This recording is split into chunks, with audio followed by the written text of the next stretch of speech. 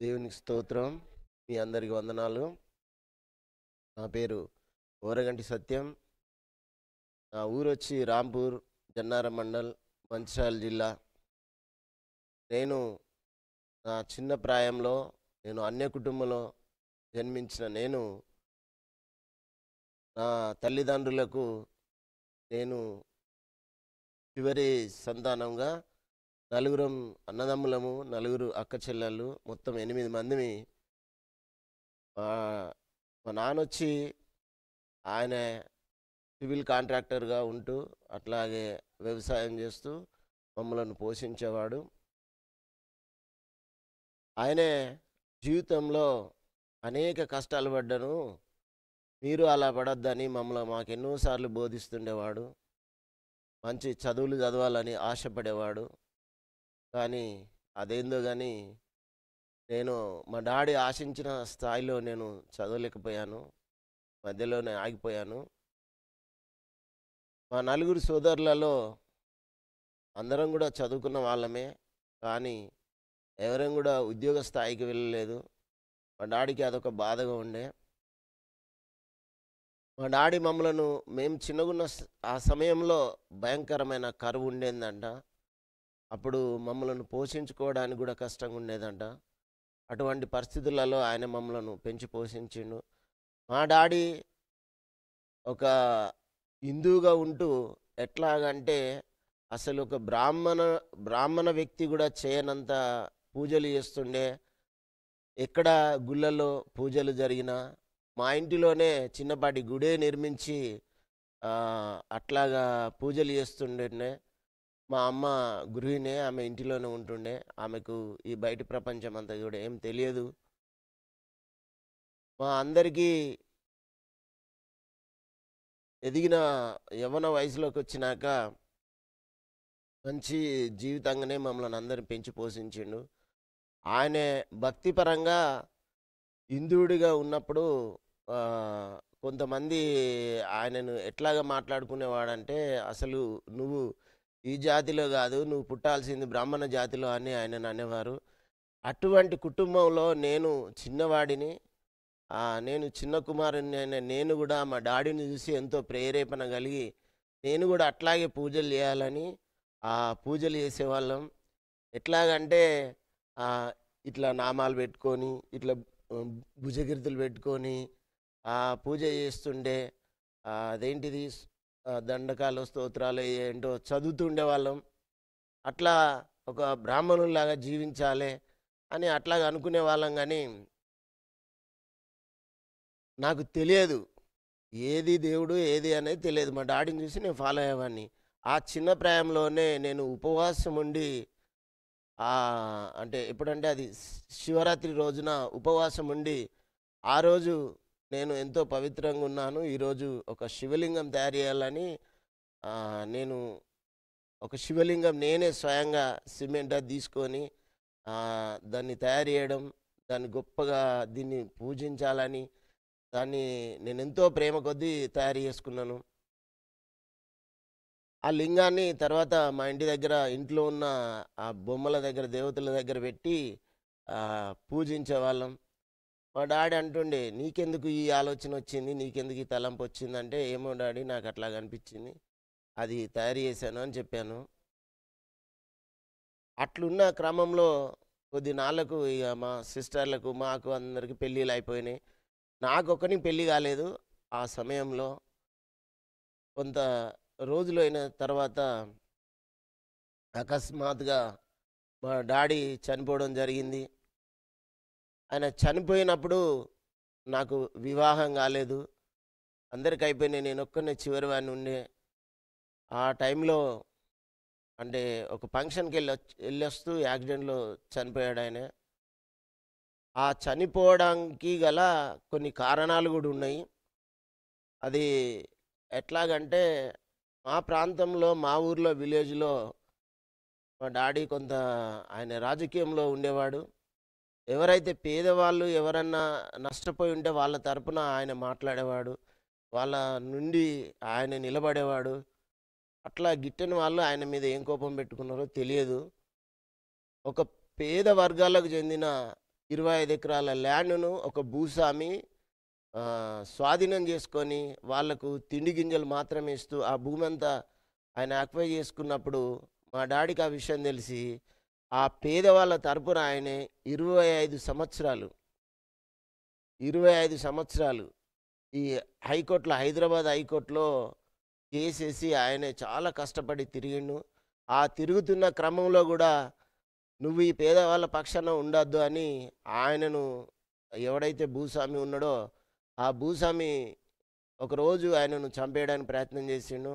ఆయనను కొట్టి అక్కడ పడేసిపోతే చనిపోయినాడు అనుకుంటే, ఆయన అట్లాగే ఉండిపోయి ఆళ్ళందరూ ఎళ్ళిపోయాక, చనిపోయిండని ఎళ్ళిపోయాక, మళ్ళీ తర్వాత స్పృహలోకొచ్చి లేసి ఎళ్ళొచ్చిండాయన.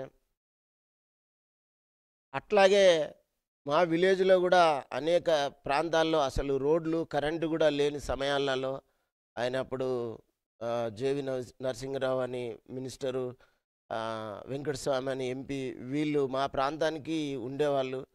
వాళ్ళతోటి ఆయనకు మంచి దోస్తాను ఉంటుండే. సుధాకర్ రావు అని మినిస్టర్ ఉంటుండే. అంటే మా డ్యాడొచ్చి సుధాకర్ రావు శిష్యుడు ఆయనే. అలాంటి మంచి వ్యక్తుల ద్వారా ఉంటున్న ఆయనే పేదవాళ్ళకు న్యాయం చేయాలని తిరుగుతున్న క్రమంలో, ఎక్కడో ఒక్కట కొంతమంది ఆయన మీద కక్ష కట్టి, ఆ యాక్సిడెంట్‌లో ఆయన మరణానికి అక్కడ మాకు కొన్ని గుర్తులు కనిపించినాయి. ఆయన చెప్పేవాడు బతికున్నప్పుడు గూడా, నేను ఇలా చేస్తున్నప్పుడు నా మీద చాలామంది ఇట్లా ఏదోటి నన్ను లేపేయాలని, చంపేయాలని ప్రయత్నాలు చేస్తున్నారు. ఇది మీరు గుర్తుపెట్టుకోండి అని చెప్పేవాడు.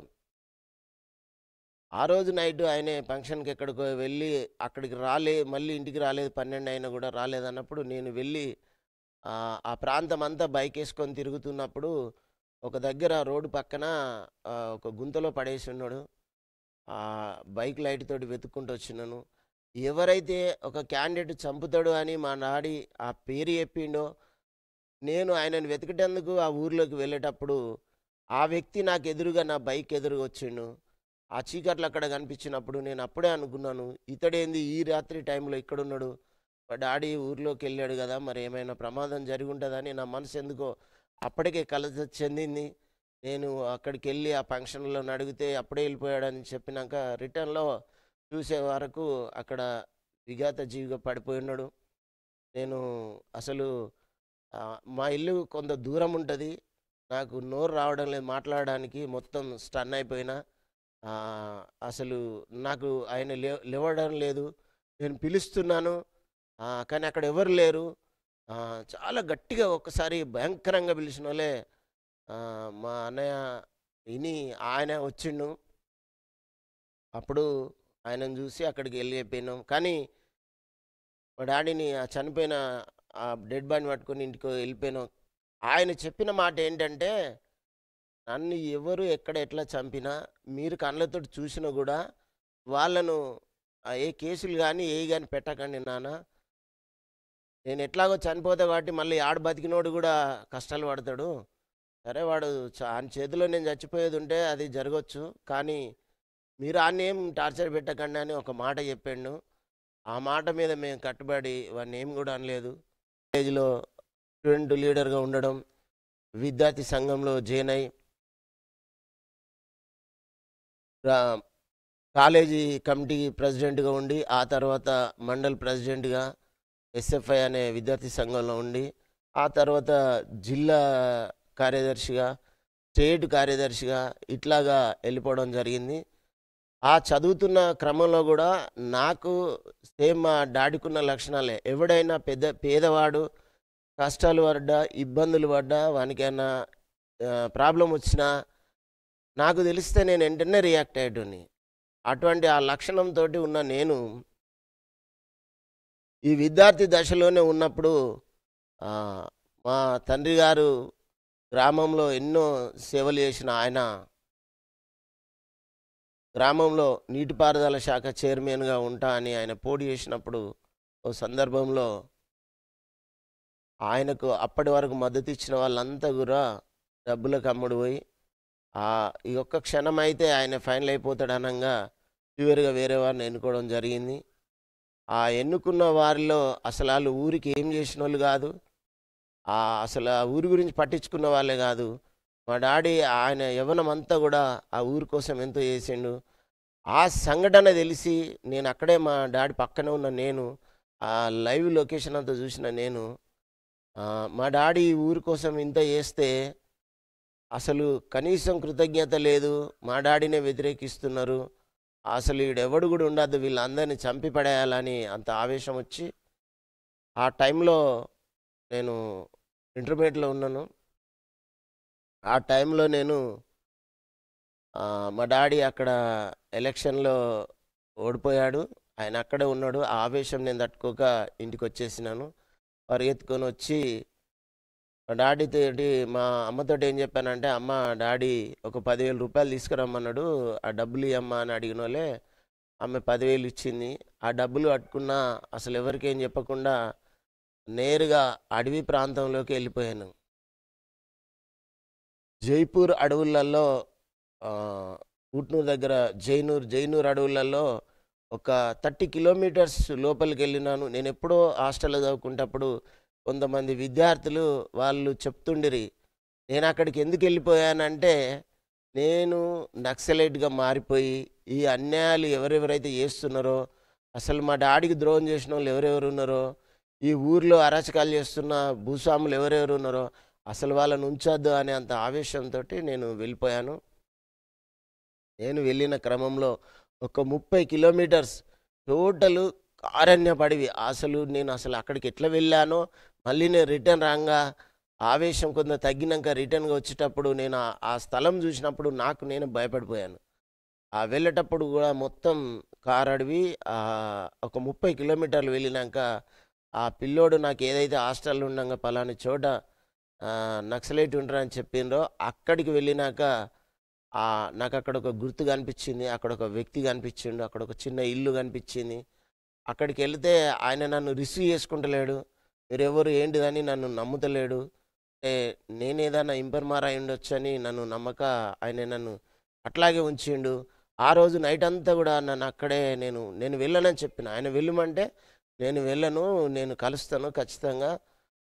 అన్నవాళ్ళని కలిసినంకనే నా బాధ వాళ్ళకి చెప్పినంక నేను వెళ్ళిపోతా అన్నప్పుడు ఆయన లేదు లేదు వాళ్ళు నీకు కలవరు. నువ్వు వెళ్ళిపో అన్నారు. నేను వెళ్ళనని మూర్ఖంగా అక్కడే ఉంటే, ఆ నైట్ అక్కడే ఉంచుకొని ఆళ్ళు భోజనం పెట్టి, తెల్లవారి మళ్ళీ నన్ను వాళ్ళకి కల్పించేటందుకు వాళ్ళు ఇన్ఫర్మేషన్ పంపినట్టున్నారు. నాకు తెలియదది గానీ, సరే వీలైతే గిట్ట కల్పిస్తామని చెప్పారు ఒక మాట. ఆ పైనున్న ఆ అన్న ఎవరైతే ఉన్నారో నక్సలైట్ వారికి ఎళ్ళిపోయినాక వాళ్ళు రిజెక్ట్ చేసిండ్రు. ఆయన వయసెంతుంటది? ఎక్కడికెళ్ళొచ్చిండు? ఏంటిదని నా వివరాలు అడిగినట్టున్నారు. ఆ వయస్సు నాకు తక్కువ ఉండడం మూలంగా, "నీకు ఇలాంటి రిక్రూట్‌మెంట్‌లో తీసుకోము. వద్దు బాబు నువ్వు ఊరికెళ్ళిపో" అనంటే నేను వెళ్ళను. చాలా అన్యాయాలు చేస్తున్నారు ఊర్లో. అసలు అక్కడ ఎదిరించేవాడే లేడు. ఇట్లా మా నాన్న ప్రజల పక్షం నుండి పోరాడేవాడు. ఆయన మాట్లాడేవాడు. ఆయనకే అన్యాయం చేస్తున్నారు. మీరు ఖచ్చితంగా న్యాయం చేయాలని అడిగినప్పుడు వాళ్ళేం చేశారంటే, "లేదు లేదు నువ్వు నక్సలైట్‌గా రావాలంటే ఇది ఆషామాషీ జీవితం కాదు. నీకు చాలా కఠినంగా శిక్షలుంటాయి. ఇక్కడ శిక్షణ ఉంటది. కాబట్టి నీ వయసు కూడా చిన్నగుంది. నేను మా దగ్గరలో ఉన్న నాయకులను మీ దగ్గరికి పంపిస్తాను. వాడెవడో వాడిని చూస్తాం. వానికి ఏ శిక్ష ఎయ్యాలనో వాడిని మేము ఫైనల్ చేస్తాం. నువ్వు కాదని" ఆళ్ళు చెప్పినప్పుడు వాళ్ళొక అడ్రెస్ ఇస్తే మళ్ళీ అక్కడికెళ్ళి నన్ను వేరే ఊరికి పంపించిండ్రు. వేరే ఊరికి పంపించినప్పుడు నేను అక్కడికెళ్ళి అతన్ని కలిస్తే ఆయన, "నువ్వు ఏం జరిగినా నాకు ఇన్ఫర్మేషన్ ఇయ్యి. మేమొస్తాము. మా టీమ్‌గా వస్తామని" వాళ్ళు నాకు హామీ ఇచ్చినప్పుడు నేను అక్కడి నుండి 2 రోజులు, 3 రోజులు అక్కడే ఉన్నాను. ఆ తర్వాత నేను ఒక సందర్భంలో అప్పుడు సెల్ ఫోన్స్ లేవు. ల్యాండ్‌లైన్ ఫోన్స్ ఉండే. నేను మా ఇంట్లో కూడా ల్యాండ్‌లైన్ ఫోన్ ఉండే. నేను మా డాడీకి ఫోన్ చేశాను. డాడీ నేను ఇంటికి రాను. నేను నక్సలైట్‌లో వెళ్ళిపోతాను. అసలు ఇంత దుర్మార్గులున్నారు. నువ్వు ఇంత జనం కోసం, పేదవాళ్ళ కోసం 25 సంవత్సరాలు పోరాడి నీ యవ్వనమంతా ఆ పేద ప్రజల కోసం నువ్వు కొట్లాడి వాళ్ళ భూములు వంచిచ్చినవు. ఊర్లో రోడ్లు లేకున్నా రోడ్లు ఏపిచ్చినవు. కరెంటు లేకున్నా కరెంటు తెప్పించినవు. అసలెవడికి కృతజ్ఞత లేదు. కాబట్టి ఖచ్చితంగా నీకు వచ్చిన అవకాశాన్ని ఎవడెవడు ఆపేసిండో వాడిని లేపేసేదాకా నేను ఇంట్లోకి రాను అని శబ్దం చేసినప్పుడు మా డాడీ మా అమ్మ ఫోన్ తీసుకొని చాలా ఏడ్చిండ్రు. "అద్దు నాన్న నువ్వు నువ్వు తిరిగొచ్చెయి. నిన్ను చూడమేమో మళ్ళా మేము. అందులోకి వెళ్తే చంపేస్తారు బిడ్డ. అద్దు నాన్న నీకు తెలియదు. నువ్వు ఆవేశంగా ఎళ్ళావని" చాలా ఏడిసిండ్రు. అయినా ఒక 4, 5 రోజుల తర్వాత మెల్లిగా మళ్ళీ ఇంటికొచ్చినాను. ఇంటికొచ్చినప్పుడు ఇగ మా నాన్న, అమ్మ బాగా ఏడ్చినారు. ఆ తర్వాత నేను అదే క్రమంలో నేను ఎస్ఎఫ్ఐ విద్యా సంఘంలో చేరడం, అది గూడా కమ్యూనిస్టు సిద్ధాంతాలకు అనుబంధంగా ఉండే సంఘం గాబట్టి, అట్లా ఆ కమ్యూనిస్టు సిద్ధాంతాలు నచ్చి నేను ఆహ్, ఎవరికైనా పేద విద్యార్థులుంటే వాళ్ళకు మనం మాట్లాడొచ్చు, న్యాయం జేయొచ్చని అట్లా ఆయనతోటి ఆ సంఘంలో చేరడం జరిగింది. అందులో ఉన్నప్పుడు గూడా చాలామంది పెద్ద పెద్ద ప్రముఖులను గూడా నేను కలవడం, ఆహ్, జోడెగట్టు కొమరం భీం ఎక్కడైతే చనిపోయిన స్థలంలో నేను గద్దరన్నతోటి స్వయంగా కూర్చొని ఆ మీటింగ్‌లో పాల్గొనడం, ఆ వేదిక మీద మాట్లాడడం, అట్లాగే ఒంగోలులో ఓ సందర్భంలో ఎస్ఎఫ్ఐ క్లాసులకొచ్చిన రాఘవులు గారితోటి గూడా మాట్లాడడం. ఈ పేద ప్రజల కోసం ఎవరైతే పోరాడుతున్నారో వాళ్ళంటే నాకు ఎక్కువ నచ్చేది. నాకు రాజకీయ నాయకుల కన్నా ఈ పోరాడే వాళ్ళంటే ఎక్కువ నచ్చేది. ఇటు నక్సలైట్ గానీ, నక్సలైట్ సిద్ధాంతాలను అమలు చేసే ఈ కమ్యూనిస్టు సిద్ధాంతాలున్న సంఘాలు గానీ, వీళ్ళు బాగా నచ్చేది. అట్లాగే ఒక సందర్భంలో మందకృష్ణ స్టోరీ గూడా ఇని ఆయనతోటి గూడా కొద్ది రోజులు ఆయన సిద్ధాంతాలు గూడా కొన్ని నమ్మి పేద ప్రజల కోసం, అట్టరు ప్రజల కోసం ఆయన తిరుగుతుంటే ఆయనతోటి గూడా తిరగడం. ఇట్లా నేను నా విద్యార్థి జీవితంలో అంతా గూడా నేను తిరుగుతూ సమాజం కోసమే ఎక్కువ మనం ఏదైనా చేయాలని ఆవేశపడటం. అట్లా జరుగుతున్న క్రమంలో సడన్‌గా నేను డిగ్రీలోనుండంగానే మా డాడీ చనిపోవడం జరిగింది. ఆ తర్వాత నాకు అమ్మకు ఆరోగ్యం బాలేకపోవడం మూలంగా చివరి వాడినైన నాకు వివాహం చేయాలంటే అసలు డాడీ లాస్ట్ ఆలోచన ఏందంటే, నాకు పెళ్లి చేయాలే. ఎందుకో ఆయనకు దేవుడు ఆయనకు అట్లా తలంపిచ్చిండు. నాకేమైనా జరిగితే నీకెవరు చేస్తారో, చేయరో బిడ్డ నీకు నేను పెళ్లి చేయాలే అని ఆయన నాతోటి అన్నప్పుడు, నా స్టడీ అయిపోయినాక చేసుకుందాం అన్నప్పుడు, ఆయన సడన్‌గా అట్లా చనిపోవడం జరిగింది. ఆయన ఏదైతే భయపడ్డాడో అది అట్లాగే జరిగింది. ఒక్కొక్కసారి కొన్ని సందర్భాలల్ల మనకు అటువంటి ఆలోచనలొస్తాయి. ముందు ఏం జరుగుతుందో గూడా తెలుస్తది. మా డాడీ చనిపోయిన తర్వాత అమ్మకు ఆరోగ్యం బాలేకపోవడం మూలంగా అన్న వాళ్ళందరికీ వివాహాలైనయి. వాళ్ళ పిల్లలు వాళ్ళ ఇంట్లల్లో ఉండేది. నేను తిన్ననేమో అనుకోని వాళ్ళు ఆ అన్న పెట్టిండేమో, ఈ అన్న పెట్టిండేమో, ఆ అన్న పెట్టిండేమో అని ఎవరిళ్ళలో వాళ్ళుంటే మా అమ్మ బంధువుల ఊర్లోకెళ్ళింది. ఇట్లా తీసుకెళ్తారుగా చనిపోయినాక. అట్లా వెళ్ళింది. 3 రోజులు అసలేం తినకుండా, నేను ఎవ్వరిని అడగకుండా 3 రోజులు ఒట్టి నీళ్ళు తాగకుండా మంచాలో పడుకొనుంటే మా అమ్మొచ్చి చాలా ఏడిసి, నా కొడుకు పరిస్థితి ఇట్లా అయిందన్నప్పుడు పెళ్లి చేయాలని మా అక్కలు అందరూ డిసైడ్ అయ్యిండ్రు. మనమందరం వీడికి ఎమ్మడి ఉండం కాబట్టి వీడికి పెళ్లి చేయాలన్నప్పుడు పెళ్లి చేసుకున్నాం. పెళ్లి చేసుకున్నాను. నేనే స్వయంగా ఒక అమ్మాయిని చూసి ఆమెను అంటే తల్లిదండ్రులకు మించిన బాధ్యత ఏ అన్నగాడు గానీ, ఏ అక్క చెల్లెలు గానీ ఎవ్వరు గూడా తీసుకోలేరు. అది జరగదు. తల్లిదండ్రి లేని బాధ చాలా ఉంటది. మా నాన్న లేకుండా అయిపోయినాక నేనే తెలిసిన వాళ్ళ ద్వారా సంబంధాలు మాట్లాడి, ఆ వివాహం చేసుకోవడం జరిగింది. మంచి జీవితం అనుభవిద్దాము. ఇంతవరకు గూడా కష్టాల్లో, ఇరుకులో, ఇబ్బందులో బతికినాం. కొత్తగా పెళ్ళయింది. మంచి జీవితాలు గూడా అనుభవిద్దామనే సందర్భం మాకు స్టార్ట్ అయిన సమయంలో పెళ్ళైనాక ఒక 6 మంత్‌కి, ఒక 6 నెలలకి, పెళ్ళైన 6 నెలలకి ఒకానొక సందర్భంలో నైటు 12 గంటలకు మేము అప్పటికి అన్యులుగానే ఉన్నాం. 12 గంటలకు నేను, నా భార్య, మా అమ్మ కలిసి టీవీలో ఒక ప్రోగ్రామ్, ఒక సినిమా చూస్తున్నాం. చూస్తుంటే 12కి మా కాలనీలో, మా వాడలో ఉండే ఒక ఆమె సడన్‌లో వచ్చి డోర్ కొట్టింది. డోర్ కొట్టి మేము చూసే వరకు ఆమె వచ్చింది. "ఏంటి ఎందుకొచ్చినావు?" అని మా అమ్మ అడిగినప్పుడు, "ఆ! లేదు ఇట్లా మా బాబు ఈ పక్కన ఈ రోడ్ పొంటి" అంటే మా ఇంటి పక్కనే మెయిన్ రోడ్ ఉంటది. "ఊర్లోకెళ్ళిండు వర్క్‌లోకి ఇంకా రాలేదు. భయపడతాడేమో అని ఎదురుగా వచ్చినా" అని చెప్పిందామె. మేముండి నిజంగానే కావచ్చని మేమనుకున్నాం.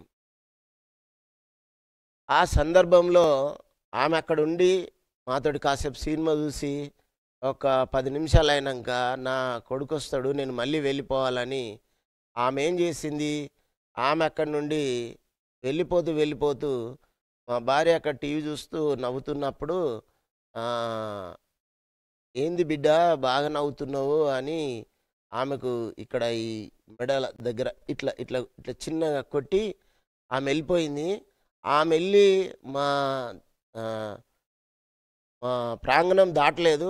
మా పరిసరం అక్కడ ఏదైతే డోర్ దాటి మా వాకిట్లోకి వెళ్ళిపోయిందో లేదో, ఈమెకు వెంటనే ఈమె మీదకి అటాక్ అయ్యి ఈమెకు ఆమొచ్చింది. ఆమె మాంత్రికురాలు మాకు తెలియదు. ఆమె చేతబడి శక్తులు తీసుకొచ్చి ఆమె మీద వదిలిపెట్టింది. ఈమె వెంటనే అమ్మా! అని ఇట్లా గొంతు తెరిసి ఇట్లా మెడలు ఇట్లా వెనకకెళ్ళిపోయినాయి. అసలు ఎంతమంది కట్టి ఇట్లా లాగినా గూడా ఆమె ఎడలు ఇటు ముందుకు రావడం లేదు.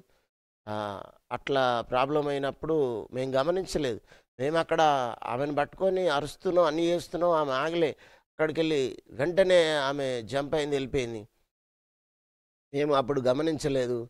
ఇట్లా ఎందుకయింది ఏంటిదని నేను వెంటనే వాళ్ళ తల్లిదండ్రులకు ఫోన్ చేసి ఏమన్నా అనారోగ్య ప్రాబ్లమ్స్ ఏమన్నా ఉన్నాయా? ఎందుకిట్లా సడన్‌గా అయిందంటే, వాళ్ళుండి "ఏం లేదు నాన్న మేము చిన్నప్పటి నుండి ముద్దుగా పెంచుకున్నాం.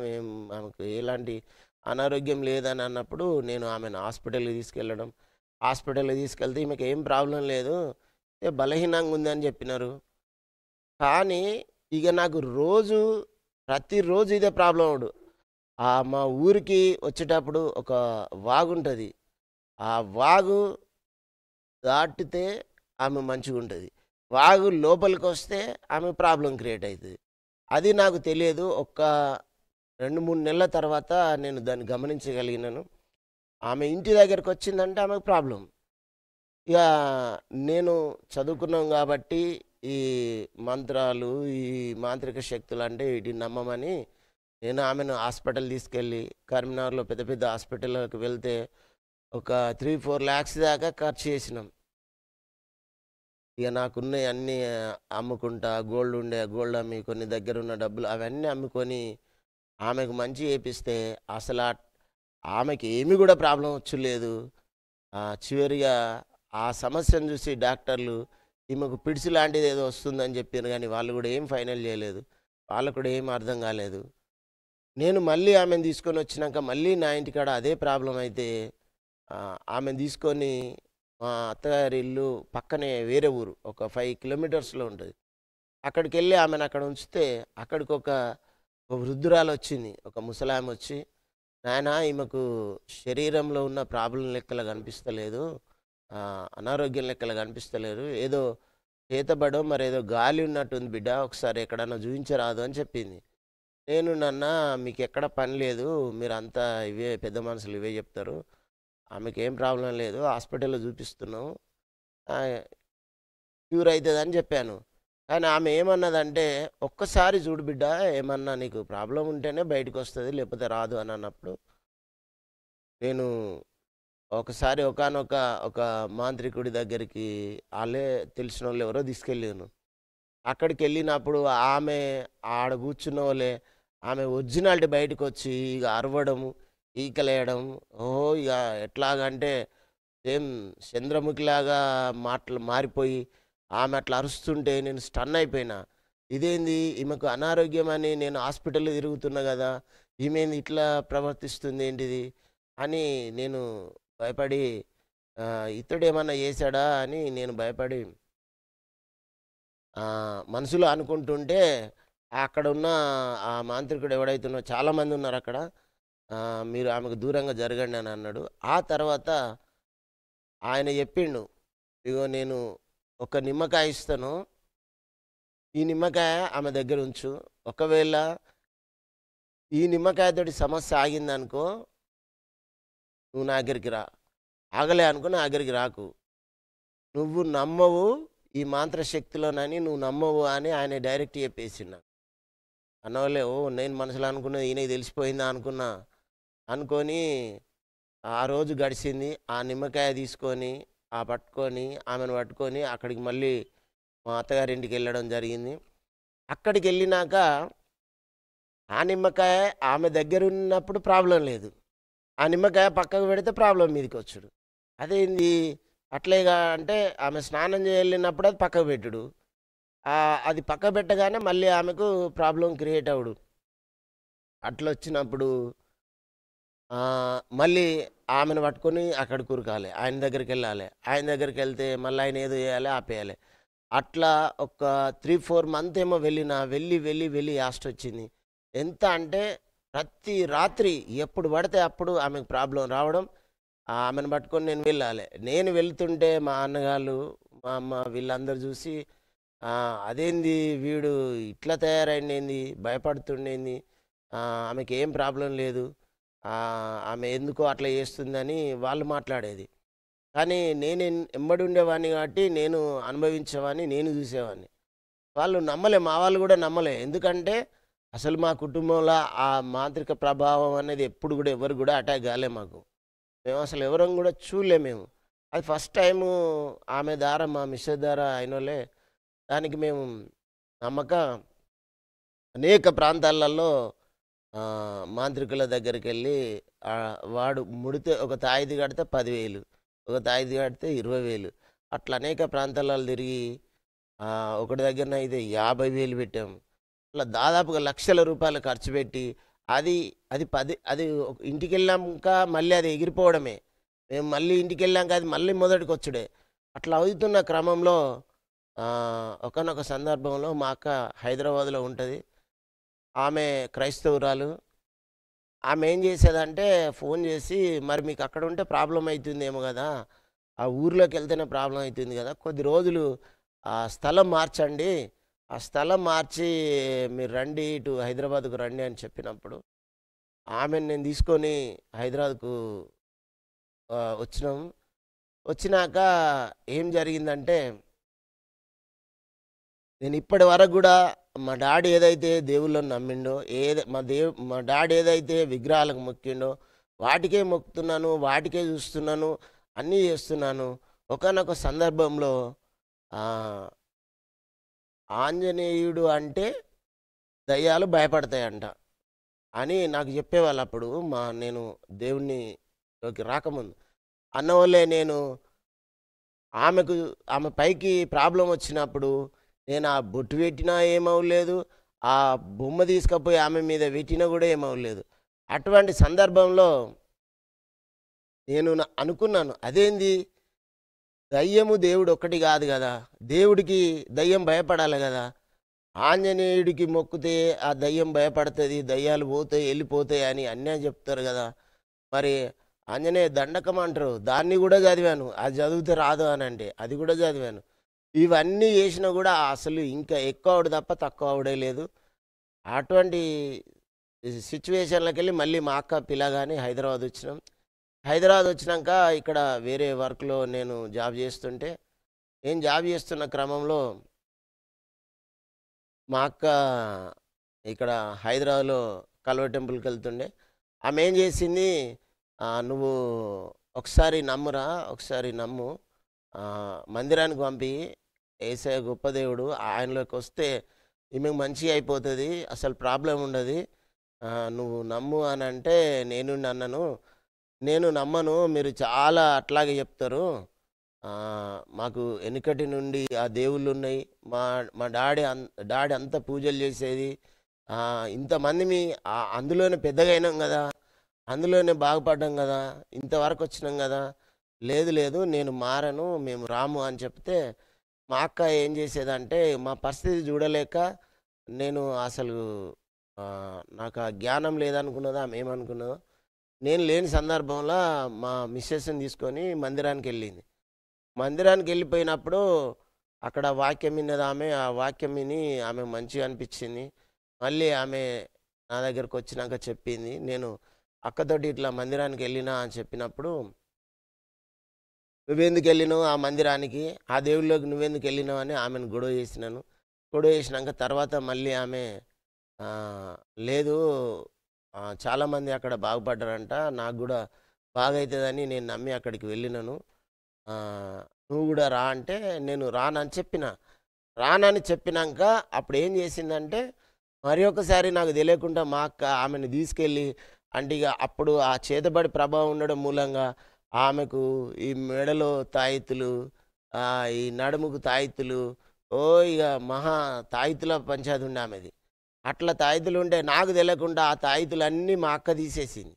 ఆమె మీదికెళ్ళి తీసేసింది. తీసేసినంక నేనప్పుడేం చేశానంటే కోపం చేసిన. అసలు మేము ఎప్పుడో మా తాతల తండ్రుల నుండి మొక్కుతున్న ఆ దేవుడు ఉండంగా నువ్వు ఇవెందుకు తీసేసినావు? మళ్ళీ మాకు ప్రాబ్లమ్ ఎక్కువ అయితది. మీ దేవుడితోటి అంతా గాదు, ఏం గాదు. మీరన్నీ అట్లాగే గొప్పలు చెప్పుకుంటారని ఆమెతోటి కొంత వాదన పడ్డా. వాదన పడ్డప్పుడు మా అక్క చాలా సహనంగా, ఓపికగా ఉండి, "ఏం గాదురా, నువ్వు భయపడకురా, దేవుడు బాగు చేస్తారా" అని ఆమె నాకు చెప్పింది. చెప్పినప్పుడు నేను నమ్మలే, విశ్వసించలే.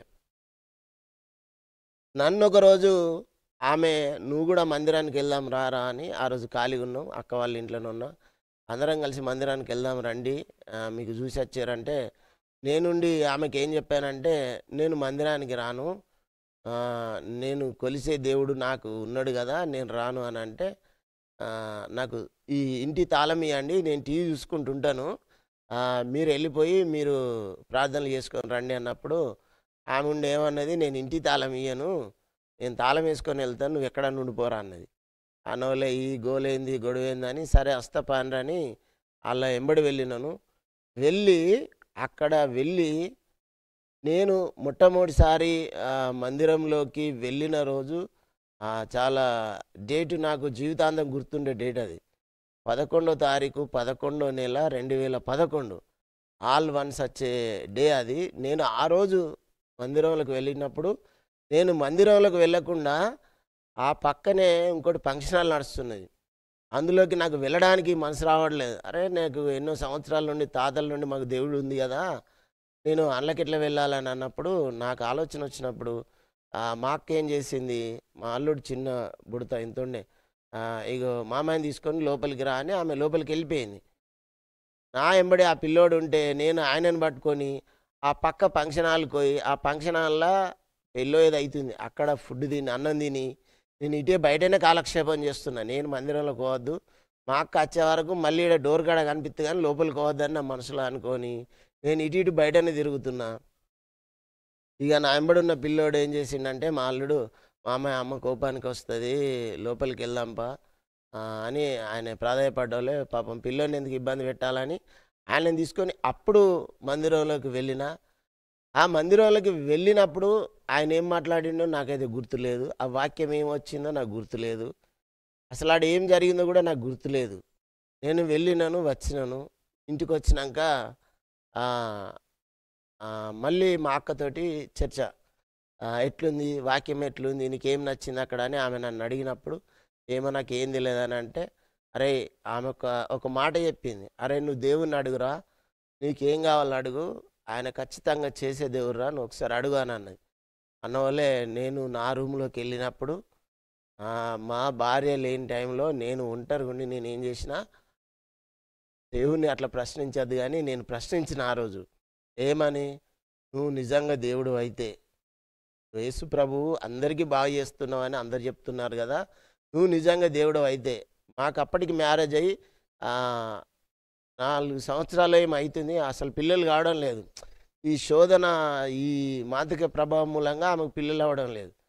ఆహ్, ఒకసారి ఆహ్, "మరి మాకు గర్భఫలం ఇయ్యి. నిజంగా నువ్వు ఇస్తావా?" అని నేనేం చేశానంటే, ఆ టైంలో మా అక్క చెప్పిన మాట ఏదైతుందో అది ఫెయిలు. అది అట్టిదే అని నేను నిరూపించాలని, దేవుడికి అంత లేదు అని నేను చెప్పాలనుకోని, నేను దేవుడికి ఏం చేశానంటే ప్రశ్నేసిన. "నువ్వు నిజంగా దేవుడివైతే మాకు గర్భఫలమి చూస్తా" అని అడిగిన. అప్పటికి మందిరానికి కూడా పోతలేను. అడిగిన. అడిగి ఒక 15 రోజులైనంక నాకు తెలియకుండా నేను డ్యూటీకెళ్ళిపోయినాక మా మిసెస్ ఆమె మందిరానికెళ్తుంది మా అక్కతోటి. సాయంత్రం టైంలో వాళ్ళు మందిరానికెళ్తున్నారు. అట్లా ఆమె వెళ్ళిపోయిన తర్వాత ఒక నెల పట్టింది. ఆ నెల రోజుల తర్వాత ఆమెకు అనారోగ్యమైంది. అంటే జ్వరమొచ్చుడు, వామిటింగ్స్ ప్రాబ్లమ్స్ అయ్యొస్తే, మరి నేను నీకిక్కడ సేవ చేసేటందుకు నాకు టైం ఉండదు. నాకు డ్యూటీ టైం ఉంటది గానీ, వాళ్ళ అమ్మ దగ్గరికి పంపించిన ఊర్లోకి. అప్పుడిక్కడ హైదరాబాద్‌లో ఉన్నాం. ఆ ఊర్లోకి పంపించినప్పుడు ఆళ్ళమ్మ జ్వరమొస్తుందని హాస్పిటల్‌కి తీసుకెళ్ళినప్పుడు ఆమెకు టెస్ట్ చేపిస్తే ఆమెకు ప్రెగ్నెన్సీ అని రిపోర్టొచ్చింది. ఆ రిపోర్ట్‌లో ప్రెగ్నెన్సీ అని వచ్చినంక వాళ్ళు నాకు కాల్ చేశారు. మీ మిసెస్ ప్రెగ్నెన్సీ ఉంది అన్నవోలే నేను నమ్మలే. అట్లాగే చెప్తారు, రిపోర్టొస్తది. అది ఉండాలి గదా! అంటే నేనిక్కడ యేసు ప్రభుని అడిగిన గదా! నువ్వు నిజమైన దేవుడు అయితే గర్భఫలం ఇయ్యమని. ఈయన ఫెయిల్ గావాలని అది నేను నమ్మలే. అది ఊరికే అట్లా వచ్చింది కావచ్చు. అది ఉంటదా అని నాకు విశ్వాసం లేకుండే. నేను నమ్మలే. ఆ తర్వాత అది అట్లాగే కంటిన్యూ అయిపోయింది. ఆమె బాగున్నది. ఆమె బాగున్నాంక మళ్ళీ ఈ నేనుంటున్న రాంపూర్‌లో గాని, మళ్ళీ ఇక్కడ హైదరాబాద్‌లో వస్తే నేను గాని చూసుకోవడం వీలు గాదు.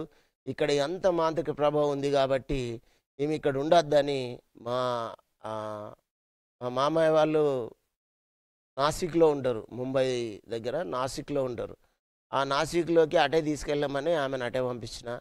ఆమెను అటే పంపిస్తూ నేనిక్కడ డ్యూటీ చేస్తూ ఆమెకు 9 మంత్ అయింది. 9 మంత్ అయినంక డెలివరీ ఇంకొక 1 వీక్ అయితే ఇగ ఆమెకు పెయిన్స్ వస్తున్నాయి అన్న వల్లే నేనిక్కడికెళ్ళి హైదరాబాద్ నుండి నాసిక్ వెళ్ళడం జరిగింది. నాసిక్ వెళ్ళినప్పుడు నేనడిగాను. దేవుడు గర్భఫలం ఇచ్చాడు. కానీ నేను మందిరానికి వెళ్తలేను. ఇంకా గూడా దేవుని విశ్వసిస్తలేను, నమ్ముతలేను. అంత మాంత్రిక ప్రభావం ఉన్నప్పుడు, ఆమె ఒళ్ళు నిండా తాయితులున్నప్పుడు, అసలు లక్షల రూపాయలు ఒడగొట్టినప్పుడు ఏమి గూడా జరగలేదు. అసలు మేము రూపాయి గూడా ఖర్చు పెట్టకుండా ఒక మాట నేనడిగిన అంతే. దేవుడిని ఒక మాట అడిగిన. "నువ్వు నిజంగా అయితే చెయ్యు" అని గర్భఫలం ఇయ్యమని అడిగినప్పుడు ఆడ అద్భుతం చేసినోలే. నేను మళ్ళీ ఆ డెలివరీ టైంలో నాసిక్ వెళ్ళి ఆమెను పెయిన్స్ వచ్చిన ఒక నైట్ పెయిన్స్ వచ్చినోలే నేను హాస్పిటల్‌కి ఆమెను ఒక్కడినే బైక్ మీద తీసుకొని పక్కనే ఉంటది హాస్పిటల్. బైక్ మీద తీసుకొని ఆమెను అందులో దింపేసి మళ్ళీ మా అంకుల్, అత్తమ్మ వాళ్ళని పంపిస్తా అని నేను ఇంటికొచ్చే వరకు మా అంకుల్ మా అత్తమ్మ వాళ్ళు ఏం చేశారు, "నువ్వు వెళ్ళిపో నాన్న ఇంట్లో ఉండిపో. మేము చూసుకుంటాము. మేము ఉంటాం కదా! ఇక్కడ మేము ఉంటాం. నువ్వు వెళ్ళిపో" అన్నారు. అన్నోళ్ళే వాళ్ళు హాస్పిటల్‌లో ఉన్నారు. నేను ఇంటికొచ్చినాను. ఇంటికొచ్చినంక నేనొక్కడినే రూమ్‌లో ఉన్నాను. నాకు ఏమని తలంపొస్తుందంటే, నాకు ఇచ్చిన సంతోషం, ఈ చేసిన సంతోషం కన్నా, ఆ యేసు ప్రభును ఓడిపోవాలే, ఆయనను ఓడగొట్టాలే, ఆయన మాటను కరెక్ట్ కాదని మా అక్కతోటి నేను చెప్పాలని, నేనేం చేస్తున్నాను మళ్ళీ ఆ రూమ్‌లో చిన్న అంటే యేసు ప్రభుతోటి మాట్లాడాలంటే మోకరించి ప్రార్థించాలనేది ఆళ్ళు చెప్పారు నాకు. నాకు అంతవరకు తెలుసు. నేను మోకరించి మళ్ళీ ఏమని అడుగుతున్నా అంటే, మా మా నాకు ఇంకా ముగ్గురు అన్నదమ్ములు ఎవరైతే ఉన్నారో, వాళ్ళకు ఒక అన్నకు ముగ్గురు ఆడపిల్లలు, ఒక అన్నకు ముగ్గురు ఆడపిల్లలు. అందరికీ ఆడపిల్లలే అయ్యిండ్రు. అయినోళ్ళే నేనుండి ఏమడిగినా, మళ్ళీ నాకు గూడా ఆడపిల్ల పుడతది కావచ్చని, "ఏ నిజంగా నువ్వు దేవుడు అయితే మగపిల్లోడినియ్యి నేను చూస్తా" అని అడుగుతున్నాను ఆయనను. ఎవరిని? యేసు ప్రభును. నాకు పుట్టేవాడు మగపిల్లోడినియ్యి అని అడుగుతున్నా. మళ్ళీ ఒక గంట అయినంక మళ్ళీ నాకొక మళ్ళొక తలంపొచ్చింది. ఏమో ఒకవేళ ఇస్తాడు కావచ్చు. అక్కడ గెలిస్తే ఎట్లా? ఈయనను అబద్ధం జేయాలని మళ్ళేం జేసినా, నువ్వు నిజంగా దేవుడివైతే నార్మల్ డెలివరీ చెయ్యి ఆమెకు. మేము తీసుకెళ్ళింది అది ఆహ్, పెద్ద హాస్పిటలు. మల్టీప్లెక్స్ హాస్పిటలు, ప్రైవేట్ హాస్పిటల్‌కి తీసుకెళ్ళాం. దాదాపుగా అక్కడ అన్నీ గూడా సిజేరియనే చేస్తారు. ఆపరేషనే చేస్తారు. ఈమెకు గూడా ఖచ్చితంగా ఆపరేషన్ చేస్తాడని, మొదటి కాన్పు కాబట్టి ఆపరేషన్ చేస్తాడని, నేను దేవుడితోటి ఏమని ఛాలెంజ్ చేశానంటే, "నువ్వు నిజంగా దేవుడివైతే, నాకు పుట్టబోయే ఆ పాప నార్మల్ డెలివరీ గావాలి. కొడుకు పుట్టాలే, నార్మల్ డెలివరీ గావాలి. చెయ్యి చూస్తా."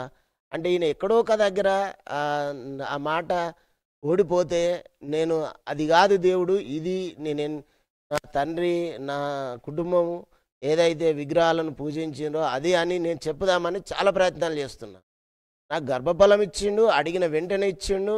అయినా గూడా నేను ఇంకా ఆయనను నమ్మడం లేదు, విశ్వసించడం లేదు.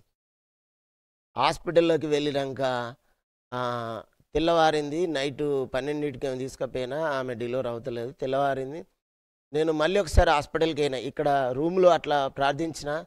నేను హాస్పిటల్‌కెళ్ళి నార్మల్ డెలివరీ కాబట్టి ఆ పక్కనే ఆమెకు పెయిన్స్ వస్తుంటే, ఆమె అరుస్తుంటే, ఆ అరుపులిని నేను డాక్టర్ తోటి ఏమన్నానంటే, "సార్ ప్రాబ్లమ్ అయితుంది కదా సార్, ఆపరేషన్ చేయండి సార్. ఎందుకు ఆమెను ఇబ్బంది పెడుతుంది సార్, టార్చర్ ఎందుకు చేస్తున్నారు?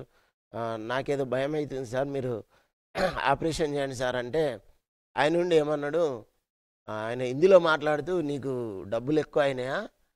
హాస్పిటల్లేగా ఆమె ఉన్నది. మాకు తెలియదా? నార్మల్ అయితారా కాదా అనేది మాకు తెలుసు కదా! నీకేం అవసరం? మా దగ్గరనే ఉంది కదా! మేమున్నాం కదా! నీకేం టెన్షను? నువ్వు వెళ్ళిపోయి ఇక్కడికెళ్ళు" అన్నాడు. ఓరిని నేనేదో నా భార్య ఇబ్బంది పడుతుందని చెప్తే ఈయన ఇట్లా మాట్లాడుతుండు ఏందని ఆయనను మనసులో గులుక్కొని ఆయనను తిట్టుకున్నాను. ఆమెను కష్టపెడుతుండని. ఆమెను కష్టపెడుతుండని నేను తిట్టుకొని బయటికెళ్ళి మళ్ళీ నేను రూమ్‌కొచ్చినాను. రూమ్‌కొచ్చినాక ఒక 20 నిమిషాలకో, అర్ధగంటకో ఫోన్ చేసి మా అంకుల్ చెప్పిండు, "నాన్న నార్మల్ డెలివరీ అయింది. నీ కొడుకు పుట్టిండు" అని చెప్పిండు. నేను షాకు. నేను స్టన్ అయిపోయినా. నార్మల్ డెలివరీ అయింది. కొడుకు పుట్టిండు. నేను అడిగినయన్నీ గూడా ఈయన చేసుకుంటూ వస్తుండు అని అప్పుడు నేను మళ్ళీ మోకరించి అప్పుడు అడిగిన, "నన్ను క్షమించు ప్రభువా! నేను నిన్ను శోధించిన, నిన్ను ప్రశ్నించిన" అని నేను అప్పుడు అడిగిన. అడిగి నాకు కుమారుడు పుట్టినంక, ఆయన పెద్దగా అయినంక గూడా నేను మందిరానికి వెళ్ళలే. ఇక్కడ నా విశ్వాసము దేవుడు ఎప్పుడు ఆయన న్యాయంగానే ఉన్నాడు. ఆయన కరెక్టే ఉన్నాడు నాలో గాని, నేనే అవకాశవాదిని. దాన్నొక విధంగా చెప్పాలంటే అవకాశవాదిని. గర్భఫలం లేనప్పుడు, మాంత్రిక శక్తులతోటి పీడిస్తున్నప్పుడు, ఆ మాంత్రిక శక్తులు వెళ్ళిపోయినాయి. ఆ గర్భఫలం వచ్చింది. నేను అడిగిన కొడుకునిచ్చిండు. నేను అడిగిన నార్మల్ డెలివరీ ఇచ్చిండు. ఇద్దరు తల్లి బిడ్డలు ఇద్దరు క్షేమంగా ఉన్నా గూడా, మళ్ళీ నాలో మార్పు లేకుండా నేను అసలు మందిరానికెళ్ళేవాడిని గాదు. ఆమె ఒక్కతే, మా మిసెస్ ఒక్కతే ఊర్లో ఉన్నప్పుడు చాలా దూరంగా ఉంటది. ఒక 4 కిలోమీటర్లంత దూరం వరకు ఆమె ఒక్కతే ఎండలో నడుచుకుంటూ వెళ్ళి ప్రార్థనలో ఉండి వచ్చేది. ఆమె వస్తున్నప్పుడు నాకొక బైబిల్‌కు డబ్బులియ్యు, నేను బైబిల్ కొనుక్కుంటా అన్నా గూడా నేను డబ్బులియ్యలే. నేను ఇయ్య అనంటే అక్కడున్న ఆ సంస్థ దైవ సేవకుడు ఆమెకు బైబిల్‌కు ఆమెకొక బైబిల్ కొనుక్కొచ్చి ఇచ్చిండు. ఇచ్చినంక మందిరానికి రండి అంటే నేను రాలే. అయితే నాకు ఫస్ట్ నుండి ఏదైతే దేవుని ప్రేమ చెప్పిందో మా అక్క శశికళ, ఏదైతే ప్రేమ చెప్పిందో ఆ అక్క ఏం చేసింది, వీడు దేవుడిలోకి రావడం లేదు. దేవుడు ఇంత అద్భుతాలు చేసినా, ఇంత బాగా చేసినా, వాడు అడిగింది ఇచ్చినా కూడా మారడం లేదని ఆమె ఏం చేసింది, ఆహ్, నాకు కుమారుడు పుట్టక ముందే, నాకు కొడుకు పుట్టక ముందే ఒక వాక్యంతోటి ఉన్న ఒక బాలుడి ఫోటో తీసుకొచ్చింది. ఒక వాక్యంతోటి ఉన్న చిన్న వాక్యం తీసుకొచ్చి ఆ ఫోటో తీసుకొచ్చి మా ఇంట్లో పెట్టింది. మా ఇంట్లో పెడితే నేను, "అక్క ఇవి వద్దు, మా ఇంట్లో ఎందుకు పెడుతున్నావు? ఇవి పెట్టకు" అని చెప్పిన. చెప్తే ఆమె ఉండి ఏమన్నది, "సరేరా, ఇగో ఈ రూమ్‌లో దేవుడు ఉన్నది కదా నీకు. ఇగో వెనకాల రూమ్‌లో ఖాళీగా ఉంది కదా, అక్కడ పెడతారా ఏదో నా తృప్తి కోసం. ఈ పిల్లోడి బొమ్మ బాగుంది. నీకు పుట్టబోయే కొడుకు ఇట్లుండాలని పెడుతున్నారని" అక్కడ ఒక ఫోటో పెట్టింది, వాక్యంతోటి ఉన్న ఫోటో.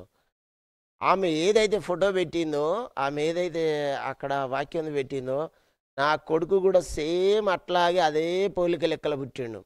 అవి రింగులు రింగుల ఎంటికలు, ఎర్ర కలర్ ఎంటికలు ఆ బాలుడికి ఉన్నాయి. అలాంటి వెంట్రుకలతోటే నా కొడుకు పుట్టిండు. అది నేను గమనించలేదు. దాన్ని నేను దృష్టి పెట్టలేదు గానీ, తర్వాత కాలంలో నేను దాన్ని గమనించినాను. ఆమె అక్కడ వాక్యము చాటుగా పెట్టిపోయింది.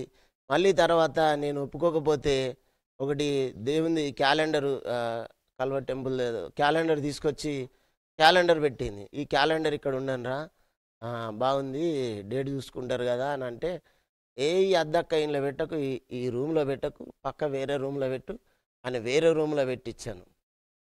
అట్లాగే జరుగుతుంది. ఒక 3, 4 సంవత్సరాలయింది. అయినంక నాకేం జరిగిందంటే ఆహ్, అక్క ఎన్ని సార్లు చెప్పినా గూడా నేను వినలేదు. ఇగ ఆమె ఇగ నన్ను మార్చాలనుకున్నది, బాగుపరచాలనుకున్నది. ఆమె చెప్పిన మాటలు ఇనకుండా నేను లోకంలోనే ఉంటూ, నా ఇష్టానుసారంగా బతుకుతూ, ఫ్రెండ్స్ తోటి ఈ రాజకీయాలని, ఈ ఏదైతే పేద ప్రజలని, వాళ్ళకున్న సమస్యలని, నేను ఇట్లాగే తిరుగుతున్న క్రమంలో దోస్తులతోటి ఎప్పుడైనా కలిసి మందు తాగేవాళ్ళం. బీర్ తాగితే అది తాగినంక నేను ఇంటికి రావాలే, కక్కాలే. కక్కితే మినిమమ్ ఒక 10 రోజులన్నా నాకు అన్నం బంద్. అసలు నీళ్ళు గూడా తాగినా కక్కేది. అట్లా నాకు ఎన్ని సార్లయినా గూడా నేను అట్లాగే చేసేటోడిని. అట్లా చేసినప్పుడల్లా నేను కక్కుడే. కక్కినప్పుడల్లా మళ్ళా నేను 10 రోజులు పేషెంట్‌నే. వామిటింగ్ వచ్చి అసలేం గూడా తాగకుంటాయి, తినకుంటాయి అట్లాగే ఉంటుంటే ఒకరోజు మా అక్కకు కోపం వచ్చి ఆమె తిట్టింది. "నువ్వు విశ్వసించవు, నువ్వు మారవు, నువ్వు నమ్మవురా. మంచి కొడుకునిచ్చిండు. నువ్వు కొడుకుని అడిగితే కొడుకునిచ్చిండు. ఆమెకు చేతబడి శక్తులుంటే ఏ ఊర్లో అయితే మేము ఆ చేతబడి శక్తులున్నాయి, ఆ చేతబడి చేసిన ఆమె ఉన్నదని మేము భయపడి ఆ ఊరు నుండి హైదరాబాద్‌కి వచ్చినామో, అదే ఊర్లో నా కొడుకుని పట్టుకొని, నా భార్యను పట్టుకొని ఏ తాయితులు లేకుండా, ఏది లేకుండా మేము అక్కడే నివసించినప్పుడు మాకు ఏ ప్రాబ్లమ్స్ కూడా లేకుండే. ఆమె ఇవన్నీ చూసి ఒకరోజు నా మీద కోపం చేసింది. "నువ్వు మారవురా, నీకు దేవుడు ఇంత అద్భుతాలు చేసినా కూడా నువ్వు ఇట్లాగే ఉంటున్నావు. ఎన్నడో నీకు పెద్ద సమస్య వచ్చినప్పుడు నువ్వు దేవుడి గురించి తెలుసుకుంటావురా" అని ఆమె కొంత కోపం చేసింది. ఆమె కోపం చేసినాక అంటే నేను వెళ్ళేవాడిని. ఆమె ఏదన్నా దేవుడి ఫంక్షన్ ఉందంటే వెళ్ళేవాడిని గానీ, నమ్మేవాడిని కాదు, విశ్వసించేవాడిని కాదు. మళ్ళీ ఒకరోజు ఎందుకో నేను పడుకొని మధ్యాహ్నం టైంలో ఎండాకాల సమయంలో పడుకొని లేచినాను. లేచిన తర్వాత నా మనసు ఏమనిపిస్తుందంటే, నన్నెవరన్నా ప్రార్థనకు పిలుస్తురు గదా! నేను వెళ్ళిపోదు. నేనక్కడ పోయి ప్రార్థన చేస్తూ అని నా మనసు మస్తు ఇట్లా ఆశపడుతున్నది. అక్కడ నేను ఎప్పుడూ ఏ మందిరానికి వెళ్ళలేదు. నేను అసలు ఆ క్రైస్తవులతోటి నాకు పరిచయం లేదు. అసలు ఎట్లా మోకరిస్తారో తెలీదు, ఎట్లా ప్రార్థిస్తారో తెలీదు, ఎట్లా పాట పాడతారో కూడా నాకు తెలీదు. అటువంటి సమయంలో నాకెందుకో కొద్ది రోజుల తర్వాత నా కొడుకు 5 ఇయర్స్‌కేమో వచ్చినాక నాకు ఆలోచన వచ్చింది. ఆలోచన వచ్చినోలే నేను ఆశపడ్డా. మా మిసెస్ తోటి చెప్పిన, "నాకెందుకో ఈరోజు మందిరానికి వెళ్ళాలనిపిస్తుంది. ఎక్కడన్నా మందిరం ఉంటే ఒక సేవకుడి దగ్గర పోయి ప్రార్థన చేయించుకొని వద్దాం" అని నేను అనుకుంటుంటే నేనెప్పుడో నేను నేను లీడర్‌గా ఉండి అటువంటి పనులు చేసినప్పుడు మా పక్క ఊర్లోనే ఒక చర్చ్ ఉండే. అక్కడ చర్చ్ ఉంటే ఆ చర్చ్‌కి కరెంట్ లైన్ కావాలంటే కరెంట్ వాళ్ళు రూ. 2,00,000 అడిగారు. కొద్దిగా దూర ప్రాంతంలో కట్టిర్రు ఊరికి. రూ. 2,00,000 కావాలంటే ఆ పాస్టర్ దగ్గర డబ్బులు లేక ఆయన ఎవరెవరినో పట్టుకొని ఒక 6, 7 సంవత్సరాలు తిరిగిండాయన. తిరిగితే ఆయన కరెంట్ కనెక్షన్ రాలే. అక్కడ చర్చ్ ఓపెన్ కాలే. ఎవరో చెప్పినట, "సత్యం దగ్గరికి వెళ్ళు, ఆయన పెద్ద పెద్దలతోటి ఆ పనులు చేపిస్తాడని" మాట్లాడినప్పుడు ఆయన నా దగ్గరకొచ్చి నాకు ఎదురుపడి, "అయ్యగారు వందనాలని" నన్నన్నాడు. నాకు వందనాలు చెప్పుడు కూడా తెలీదు అప్పుడు. "నమస్తే అన్న, నమస్తే" అని నేను చెప్పిన. ఆయన మాట్లాడుతూ, "అన్న మాకు అక్కడ మందిరం కాడ కరెంట్ లేదు. కొద్దిగా మీరేమన్నా సహాయం చేయాలని" అంటున్నాడు. అనోలే నేననుకున్నా నేనేం సర్పంచ్‌ని కాదు, ఎమ్మెల్యేని కాదు, నాకు అసలు ఏం పదవి లేదు. ఈయన నన్ను అడుగుతుండేందని అనుకున్న సందర్భంలో నేనుండి ఆయనకు అప్పుడు ఏమన్నా అంటే, "అన్న నాకు తెలిసిన వాళ్ళ దగ్గర నేను కూడా అడుగుతాను. ఏదన్నా ప్రయత్నం జరిగితే చేపిద్దామన్నా ఖచ్చితంగా. నేను సాయం చేస్తానంటే" ఇక ఆయన నన్ను వదిలిపెట్టలేదు.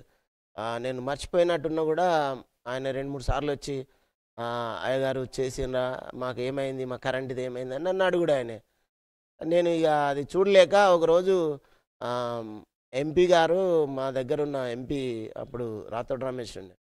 ఆయన బాగా పరిచయం. ఆయన దగ్గరికెళ్ళి, "అన్న గిట్లా మా మందిరానికి కరెంట్ కనెక్షన్ కావాలి. ఆళ్ళు 2,00,000 అడుగుతుండ్రు కరెంటోళ్ళు. మీరు కొద్దిగా హెల్ప్ చేయాలన్నా" అన్నవల్లే ఆయన ఉండి ఏమన్నాడు, నాకు పరిచయం బాగా. "సత్యమన్న ఓకే చేద్దాము. నేను ఫోన్ చేస్తా" అని వెంటనే అక్కడున్న కరెంటు ఏఈకి ఫోన్ చేసిండు. మీరేం చేస్తారేమో ఆ చర్చికి కరెంట్ పెట్టాలంటే, ఆయనుండి అన్నాడు, "సార్ దానికొక 5, 6 పోల్స్ పడతాయి. దానికో ట్రాన్స్‌ఫార్మర్ పడతది, కేబుల్స్ పడతాయి. అది 2,00,000 దాకా ఎస్టిమేట్ అయితది సార్. అది అంత ఈజీగా చేసుడు కాదు" అని అన్నప్పుడు, ఆయనే "నేను చెప్తున్నా మీరు ఎయ్యండి" అని చెప్పిండు. అన్నాక ఆయన చెప్పిండు, "సరే సార్" అన్నారు. వాళ్ళు పెట్టేసిర్రు. మీరు వెళ్ళి ఆయన గలండి అన్నారు. మేము వెళ్ళి ఆ ఏఈకి కలిస్తే, ఆ కరెంట్ ఏఈ ఏమంటున్నాడంటే, "అంటే నువ్వు ఫోన్‌లు చేపిస్తే నేను భయపడాలా? ఆయన ఎంపీ చేస్తే మేము చేయాలా? మేము చెయ్యం. అది కాదు పో" అని అన్నాడు. అన్నోలే నాకు బాధ అనిపించి, నేను ఆ పాస్టర్‌కి మాటిచ్చిన కదా! చేస్తా అని చేపిద్దామని. పాపం ఆయనేమో ఊకే నా దగ్గరికి వస్తున్నాడని, నేను మళ్ళీ వెళ్ళిన ఎంపీ దగ్గరికెళ్ళి, ఆహ్, "సార్ మీ పేరు చెప్తే నన్ను తిడుతుండు సార్" అని చెప్పిన డైరెక్ట్. "నువ్వు ఎంపీ చెప్తే నేను భయపడాలా అని నన్ను తిడుతున్నాడు సార్. నేను ఏం చేయాలి సార్? మీరు చెప్పకున్నా మాకు ఈ తిట్లు రాకపోవు సార్" అన్నవల్ల ఆయనకు కోపమొచ్చింది. ఆయనకు కోపమొచ్చి ఎవడాడు ఎక్కడుంటాడని వెంటనే ఆయన గన్‌మెన్‌లనిచ్చి, ఆయన కారిచ్చి, "వాడెక్కడున్నాడో వాడిని కార్‌లో ఏసుకురాపోండి" అని చెప్పిండు. వీళ్ళు అక్కడికెళ్ళే వరకు వాడు లేడు. వాడు ఫోన్ చేస్తే ఫోన్ లిఫ్ట్ చేసిండు. లిఫ్ట్ చేస్తే ఎంపీ గారు ఒకటే మాట చెప్పిండు, "నువ్వు రేపటి లోపు నువ్వక్కడ కరెంటు కనెక్షన్ ఇవ్వక ఇట్ట ఉంటే, నీ 2 కాళ్ళు ఇరగొట్టి, నీ పిల్లలకు, నీ కుటుంబానికి నేనే జీతం ఇచ్చుకుంటా పోషిస్తా. నీ దమ్మున్నది నా మీద చేసుకో" అని ఆయన సీరియస్‌గా వార్నింగ్ ఇచ్చిండు ఆయనకు. వెంటనే పొద్దున్న ఉదయాన్నే వాళ్ళు మళ్ళొక తెల్లవారుజామున వాళ్ళు వెళ్ళి, కరెంటు వాళ్ళెళ్ళి, ఆ మందిరానికి కరెంట్ ఫిట్ చేసిండ్రు. ఫిట్ చేసిండ్రు. అది ఒక 2, 3 సంవత్సరాలు అయిపోయింది. నేను మర్చిపోయాను. ఆహ్, నేను ఎప్పుడైతే నేనేదన్నా మందిరానికి వెళ్ళాలి అని నాకు ఆశ పుట్టిందో, అట్లా నాకు అనిపిస్తుందో, ఆ సందర్భంలో నేను అనుకుంటుండగా, ఆ రోజు మరొక శివరాత్రి. నేను విగ్రహం తయారు చేసింది ఒక శివరాత్రే. నాకు మళ్ళీ ఆ రోజు నేను దేవుని ప్రార్థనకు వెళ్ళాలన్నది కూడా ఆ రోజు శివరాత్రే. ఆ రోజు పాస్టర్ గారు నాకు ఫోన్ చేసి, "అన్న ఎక్కడున్నారు" అని మాట్లాడిండు. అన్నవలే "నేను ఇంటి దగ్గర ఉన్నా అన్న" అన్నవలే, "ఏం లేదు పక్కూర్లో ఒక ఇంట్లో కూడిక పెడుతున్నాము. మీరొస్తారా" అని అన్నాడు. అసలు నేను ఎప్పుడు ఆయన మందిరానికెళ్ళలేదు. నేనసలు మందిరాలకు వెళ్ళకపోదు. ఎందుకంటే వాళ్ళందరూ అక్కడ కింద కూర్చుంటారు. నేనొక లీడర్‌ను. నేనింత పెద్దోడిని. నేను ఆళ్ళ మందలో పోయి నేనేం కూర్చోవాలని నాకు కొద్దిగా అంత అది ఆ ఫీలింగొచ్చి నేను వెళ్ళకపోదు. "అన్న మీరొస్తారా" అని అడిగిండాయనే. నేను షాకయినా. నేను మనసులో అనుకోవడం ఏంది, ఆయన నాకు ఫోన్ చేయడం ఏంది, నన్ను పిలవడం ఏంది, ఇదంతా నిజంగా నాతోటి దేవుడే పిలుస్తున్నాడని అప్పుడు కొంత ఆశపడ్డాను. ఆశపడి నా కొడుకు చిన్నగుండే ఆయనను పట్టుకొని, మా మిసెస్‌ని పట్టుకొని, ఆ పక్కూరికి వెళ్ళాలంటే కొంత ఖాళీ స్థలంలోకెళ్ళి నడిచి వెళ్ళాలి. ఎండాకాలం మే నెల ఇదే నెల. శివరాత్రి గదా! ఎండ ఉంది ఆ రోజు ఎందుకు మరి. ఈ నెల గాదు. శివరాత్రి ఏ నెలలో వస్తది. ఆ టైంలో నేను ఎండలో వెళుతున్నప్పుడు మాకు ఆ ఎండ దెబ్బ తాకి నా కొడుకు అలసిపోయిండు. అయినా గూడా నేను అక్కడికెళ్ళి ఆ కూడికలో పాల్గొని, అక్కడ వాళ్ళు పాటలు పాడుతుంటే నాకు పాటలు పాడడం రాదు. నాకు ఉండి ఉండి ఆ పాస్టర్ గారు "అన్న మీరు ప్రార్థన చేయండి" అన్నాడు. నాకు ప్రార్థన చేయాలంటే ఆ స్టార్టింగ్ ఎట్లా చేసుడో, ఎండింగ్ ఎట్లా చేసుడో, అసలు మధ్యలో ఏం మాట్లాడాడో గూడా నాకు తెలీదు. "అన్న నేను మరొకసారి చేస్తాను. ఇంకెవరన్నా చేయండి" అని నేను అక్కడికెళ్ళి మెల్లంగా తప్పించుకొని, ఆ రోజు ఆ ప్రార్థనలో ఉండి ఇంటికొచ్చినాక ఎందుకో నిమ్మలంగా అనిపిచ్చింది. అప్పటి వరకు ఎప్పుడు లేని తృప్తి అనిపిచ్చింది. ఇగ అక్కడికొచ్చినాక అట్లాగే ఉన్నా. ఇంటికాడ ఉంటున్న సమయంలో మళ్ళీ మా అక్క వేరే మండలంలో దండపల్లి మండలంలో ఆమె సొంతగా ఆమె మందిరం నిర్మించింది. మందిరం నిర్మిస్తే ఆ చుట్టుపక్కలోళ్ళందరూ అక్కడికొచ్చేవాళ్ళు. సండే రోజు రమ్మంటే నేను వెళ్ళకపోదు. ఒకరోజు ఎందుకో రమ్మన్నది. అక్కడికి వెళ్ళాను. వెళ్ళినంక బెల్లంపల్లి ప్రవీణ్ పాస్టర్ దగ్గర ఏదో ప్రార్థనలున్నాయట. మీరొస్తారా అని మాకు అక్కడున్నోళ్ళు అడిగారు. అడిగితే నేనుండన్నాను, "వస్తాం గానీ ఇప్పుడు రాము. ఇంకోసారి ఎప్పుడన్నా వీలు చూసుకొని వస్తామని" చెప్పినప్పుడు కొద్దిగా నా భార్య ఆమె కొద్దిగా ఒత్తిడి చేసింది. "నువ్వెప్పుడు దేవుళ్ళో తప్పించుకోవాలనే ఈ ప్రయత్నాలు చేస్తావు గానీ, అసలు దేవుళ్ళో రావడానికి ప్రయత్నం చేయవని" ఆమె కొద్దిగా కోపం చేసినప్పుడు, ఈ ఇంట్లో మళ్ళీ గొడవెందుకని సరే వెళ్దామని చెప్పినాను. చెప్పినాక మందిరానికి వెళ్ళినాను. ఆ రోజు వాళ్ళు కొత్త మందిరం కట్టే ప్లేస్‌లో అది ఓపెన్ ప్లేస్ అప్పటికి మందిరం కట్టలేదు. అక్కడ ఆహ్, బయటనే ప్రార్థన జరిగింది. ఆహ్, నైటు అక్కడ పడుకున్నాను. పడుకున్నా కానీ నాకేదో తృప్తి లేని జీవితంగా అనిపిచ్చేది. అసలు ఒక పనిలో సెట్ అవ్వకపోవడం, ఏదన్నా పని చేస్తే దాంట్లో సక్సెస్ కాకపోవడం, అనేక పనులు చేశాను. ఎలక్ట్రీషియన్‌గా చేశాను, వ్యవసాయం చేశాను, మన ల్యాండ్ సర్వేయర్‌గా చేశాను. అట్లాగా ఎన్నో పనులు చేసినాను. స్కూల్ టీచర్‌గా చేశాను. ఇవన్నిట్లో గూడా ఎక్కడ గూడా స్థిరపడకుండా ఉన్నప్పుడు, ఆ స్థలంలో ప్రేయర్ జరిగిన స్థలంలో నైట్ అందరూ అక్కడే పడుకుంటే, అందరూ పడుకున్నారు. నేను లేసి ప్రార్థన చేసుకొని ఏడుస్తున్నాను. ఏమని ఏడుస్తున్నానంటే, "నువ్వు నిజమైన దేవుడివి. నాకు కుమారుడినిచ్చినవు. కానీ నా జీవితం ఎక్కడ సెటిల్ చేస్తలేవు. నాకీ కష్టాలు ఎన్ని రోజులు? నేను ఇంక ఇట్లాగే కష్టపడాలా? నాకు ఏం జీవితంలో నేను సుఖపడే రోజులు ఏం లేవా?" అని ఆ రోజు ఏడ్చుకుంటూ పడుకున్నాను. పడుకున్నాక నైట్‌లో ఒక చిన్న కలలాగొచ్చి, ఆకాశం నుండి ఒక స్వరం వినబడుతుంది కలలో. ఏమని? "నేను నీకు 3 సంవత్సరాల సమయం ఇస్తున్నా" అని చెప్పిండు. 3 సంవత్సరాల సమయం అన్నోలే అన్నాక కొద్దిసేపటికి మెలుకువొచ్చింది. ఈ 3 సంవత్సరాలేంటిది? నాకు 3 సంవత్సరాల తర్వాత మంచి లైఫ్ ఇస్తుంది. లేకపోతే ఈ 3 సంవత్సరాలలోగే మంచి లైఫ్ ఇస్తుండా? ఏంటి అని నాకు కన్‌ఫ్యూజ్ గాక నేను దాన్నే ఆలోచిస్తున్నా. మరొకసారి గూడా మళ్ళా అదే టెంపుల్‌లో బెల్లంపల్లి ప్రవీణయ్య గారి టెంపుల్‌లోనే మళ్ళొకసారి మీటింగ్ పెడితే నేను వెళ్ళినాను. మళ్ళీ వెళ్ళినప్పుడు ఆయన కన్నీరు పెడుతూ, ఆయన ప్రార్థించి, ఆయన మాట్లాడుతుంటే అక్కడ మొత్తం గూడా నా గురించే, నాతోటే, నా విషయమే ఆయన ఏడ్చినట్టు నాకు మనసనిపిచ్చింది.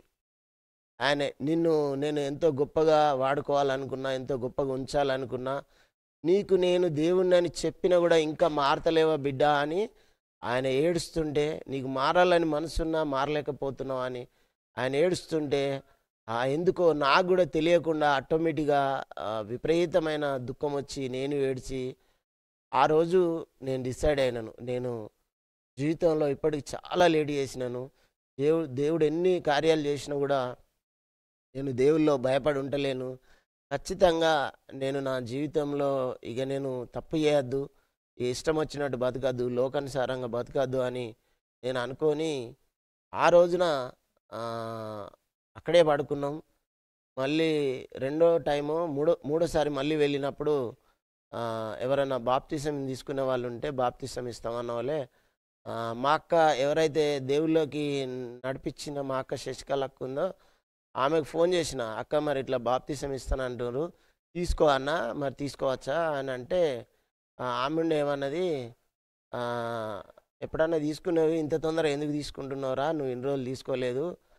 మరి ఇంత తొందరగా ఎందుకు అనుకుంటున్నావురా?" అంటే నేనుండన్నా, "ఎందుకో అక్క నాకు ఇప్పుడు తీసుకోవాలనిపిస్తున్నది. ఇక నేను వాయిదా ఎయ్యను, లేట్ చేయను. నేను బాప్తిసం తీసుకుంటా" అన్నప్పుడు, "నీ ఇష్టంరా దేవుడు నీకు ప్రేరేపణ ఇచ్చినప్పుడు తీసుకో" అని అన్నది. అన్నవల్ల వెంటనే వెళ్ళినాను. అక్కడ నేమ్స్ రాసిచ్చి అయ్యగారు చెప్పిండు, "నువ్వు బాప్తిసం తీసుకోవాలంటే ఎలా జీవించాలి? ఎలా బతకాలి? నిష్టపూర్వకంగా తీసుకుంటున్నావా? మారుమనసు పొందినవా? మళ్ళీ పాత లోకంలోకి వెళ్ళిపోతావా? మళ్ళీ నీ ఇష్టం వచ్చినట్టు బతుకుతావా?" అన్ని విషయాలు చెప్పి ఆయన బాప్తిసం ఇచ్చిండు. ఇచ్చినాక బాప్తిసం తీసుకున్నాక మళ్ళీ నేను అక్కడ కొద్ది రోజులుండి మళ్ళీ హైదరాబాద్‌కొచ్చినాను. హైదరాబాద్‌కొచ్చి ఇక్కడ బతుకుతున్నప్పుడు సడన్‌లా కరోనా వచ్చింది. కరోనా వచ్చినాక నాకు ఈ ప్రాబ్లమ్స్ బాగున్నాయి. నేను ఊరికి వెళ్ళను. నేను ఎంత కష్టమైన ఈ కరోనా అయినా గూడా ఇక్కడే ఉంటా అంటే, అప్పుడు మా అమ్మ, మా బంధువులందరూ ఏడిచి, "అసలు ఒకళ్ళకొకళ్ళు కలవకుండా చనిపోతుండ్రు. చనిపోయేదేదో అందరం ఒక్కడి దగ్గర ఉండి చనిపోదామని" ఆళ్ళేడిచి నాకు కారు పంపించినాక నేనప్పుడు వెళ్ళిపోయినాను. ఊర్లోకెళ్ళిపోయినాను. ఊర్లోకెళ్ళిపోయి కరోనా అంతా గూడా ఆహ్, క్లియర్ అయిపోయినంక నేను ఎట్లా బతకాలి, ఏం పని చేయాలి, ఎక్కడికెళ్ళాలి. మళ్ళీ హైదరాబాద్‌లో గూడా నేను అక్కడ చేసిన పని ఎళ్ళిపోయింది. అది మానుకొనొచ్చిన. ఎలా బతకాలని నేను మా ఊరికి ఆహ్, మా జిల్లా కేంద్రమైన ఆహ్, మంచిర్యాలకెళ్ళాను సిటీకి. ఆ ప్రాంతంలోకి వెళ్ళి ఏదైతే నేను అంతకుముందు కాంట్రాక్ట్ వర్కు చేసేవాడిని. బిల్డింగ్ లీకేజ్ వర్కులు చేయించేవాడిని. ఆ పని కోసం నేను తిరిగితే అసలు నన్ను ఎవరు గూడా గుర్తించడంలే. అసలెవళ్ళు గుర్తించలే. నా దగ్గర విజిటింగ్ కార్డ్ లేదు, ఏం లేదు. నన్నెవళ్ళు గుర్తించలే. ఒకానొకాయనే ప్లంబింగ్ మెటీరియల్ అమ్మేటాయన దగ్గరికెళ్ళి చెప్పినాను. అన్న ఈ లీకేజ్ వర్క్ ఉంటే ఇగో ఇట్లా చేస్తాము ఇది కథ అని నేను చెప్పినప్పుడు, ఆయన నన్ను నమ్మి ఒక వర్క్ ఉంది అది చేసి చూయించు అని అన్నప్పుడు నేను ఆ వర్క్ చేశాను. ఆ వర్కు నాకు దేవుడు నాకు 3 సంవత్సరాలని ఏదైతే చెప్పిండో, ఆ 3 సంవత్సరాల తర్వాత నేనే అక్కడ కాంట్రాక్ట్ బట్టి వర్క్ చేశాను.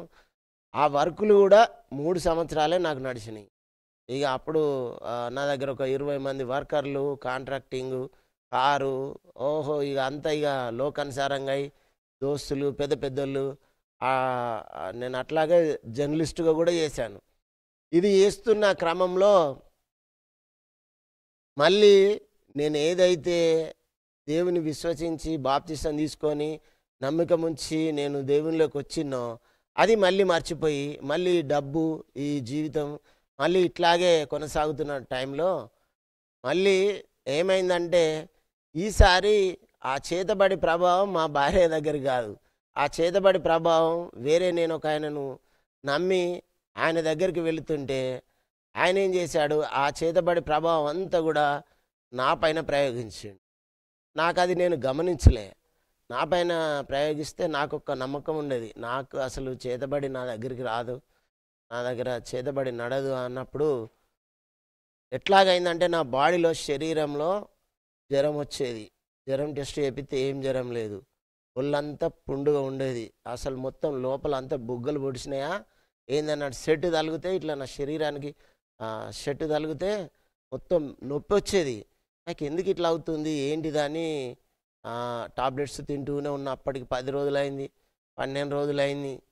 ఆ తర్వాత ఏమైందంటే నేను ఆ నొప్పులు పెట్టుకొనే ఆ జ్వరంతోటే బెడ్ మీద పడుకున్నోని కిందికి దిగి మోకరించి ప్రార్థన చేసిన. ఏమని? ప్రభువా, నా శరీరంలో ఏదో జరుగుతుంది, ఏదో అయితుంది. అది నాకేంటిదో నాకు టెస్టులల్లా బయటకొస్తలేదు. కానీ నాకేదో అయితుంది. నువ్వు పరమ వైద్యుడవు అంటారు గదా! నీకు తెలుసు. నాకసలేం జరుగుతుంది ప్రభువా అని నువ్వే బాగు చెయ్యి అని పేరాయిలు రాసుకొని, మళ్ళీ నేను వెళ్ళి యథావిధిగా బెడ్ మీద పడుకున్నా. పడుకున్నప్పుడు నాకు కలలాగొచ్చి వెంటనే కలలాగొచ్చి ఒక పెద్ద సముద్రం వాటర్ కనిపించింది.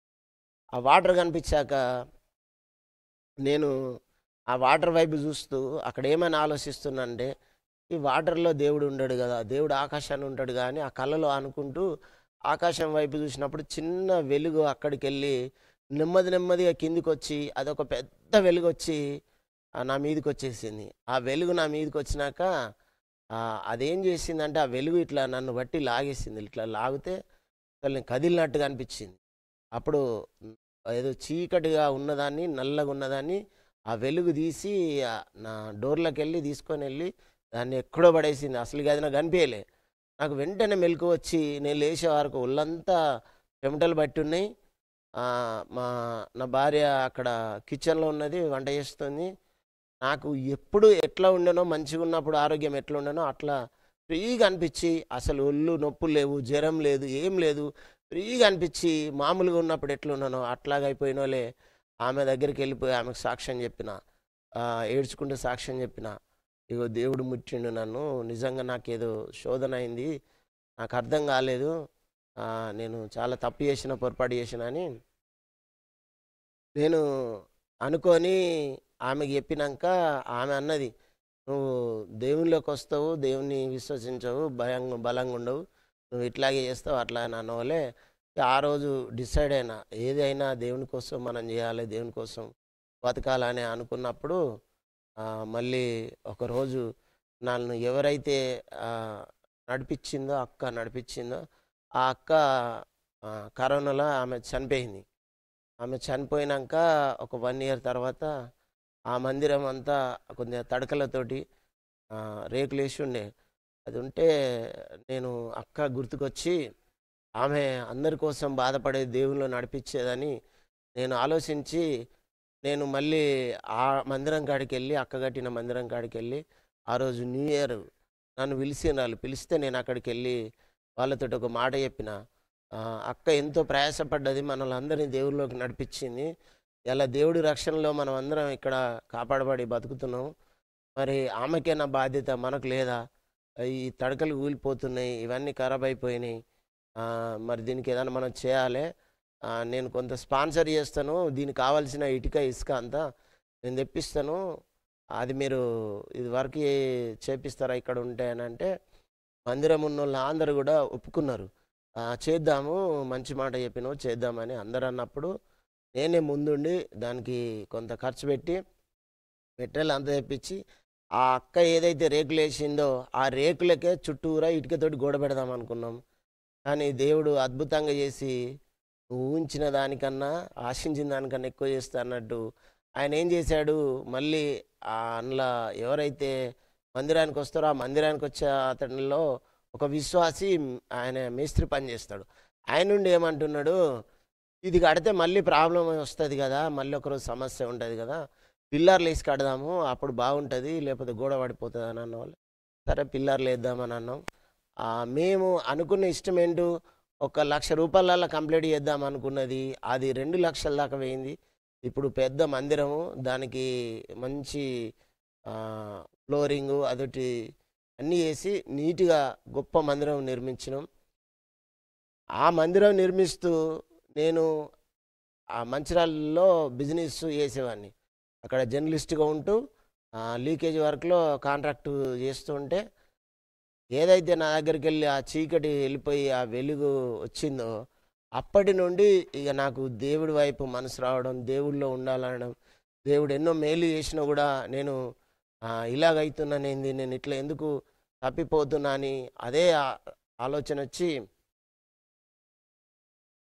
నేను ఉన్న ఇల్లు, నేను అప్పటి వరకు ఒకటే ఇంట్లో 2 సంవత్సరాల 5 నెలలేమో ఉన్నాను. ఆ ఇంటి యజమానురాలు ఆమె పెద్ద మాంత్రికురాలు. ఆ విషయం నాకు తెలియదు. ఆమె పెద్ద మాంత్రికురాలు. తర్వాత నాకు వేరే వాళ్ళ ద్వారా తెలిసి ఆ తర్వాత నాకు అసలు లేవకుండా చేసింది ఆమె. నాకు లేవకుండా చేసిందే ఆ ఇంటి ఆమె. నాకు ఆ విషయం నాకు అర్థం కాలేదు. నేను వేరే అతనితో తిరిగితే ఆయన వచ్చి చెప్తే అవన్నీ చూసినాక కొన్ని సాక్ష్యాలు చెప్పిండు ఆయన. ఇగో పలానా రోజు పలానా జరిగింది, జరిగినాక ఇది జరిగిందని ఆయన కొన్ని చెప్తే అవును కదా ఇది నిజమే అని అప్పుడు ఏం చేసినా అక్కడికి వెళ్ళి కాల్ చేసిన. ఆడికెళ్ళి కాల్ చేసినాక నేను వేరే ప్రాంతంలోకి వెళ్ళినాక నేను ఎవరైతే నమ్మిన ఆయనను అని చెప్పానో నా ఎమ్మడున్న వ్యక్తి ఆయన కూడా ఇంత పెద్ద మాంత్రికుడు. అసలు ఆయన మాంత్రికుడు అని నాకు తెలియదు. నేను మంచిగా మాట్లాడుతున్నాడుగా బాగున్నాడుగా అని ఆయనతో నేను దోస్తాను చేస్తున్నా. ఆయన ఇంకా పెద్ద మాంత్రికుడు. ఈమె మాంత్రికురాలు, ఆయన మాంత్రికుడు. అక్కడ నా భార్య మాంత్రిక ప్రభావంతో బయటికి వెళ్ళాం. నేను మళ్ళీ వేరే ఊర్లోకి వేరే రూమ్లోకి షిఫ్ట్ అయినాక దేవుణ్ణి అక్కడ మోకరించి ప్రార్థన చేసిన. అడిగిన, ఏంది ప్రభువా నాకు ఈ మాంత్రికులే వెంట పడుతుండ్రు ఏంది ప్రభువా అని అంటే, మనం ఊరికే వినే రకం కాదు కదా, నన్ను తరుముతున్నాడు నేను గమనిస్తలేను.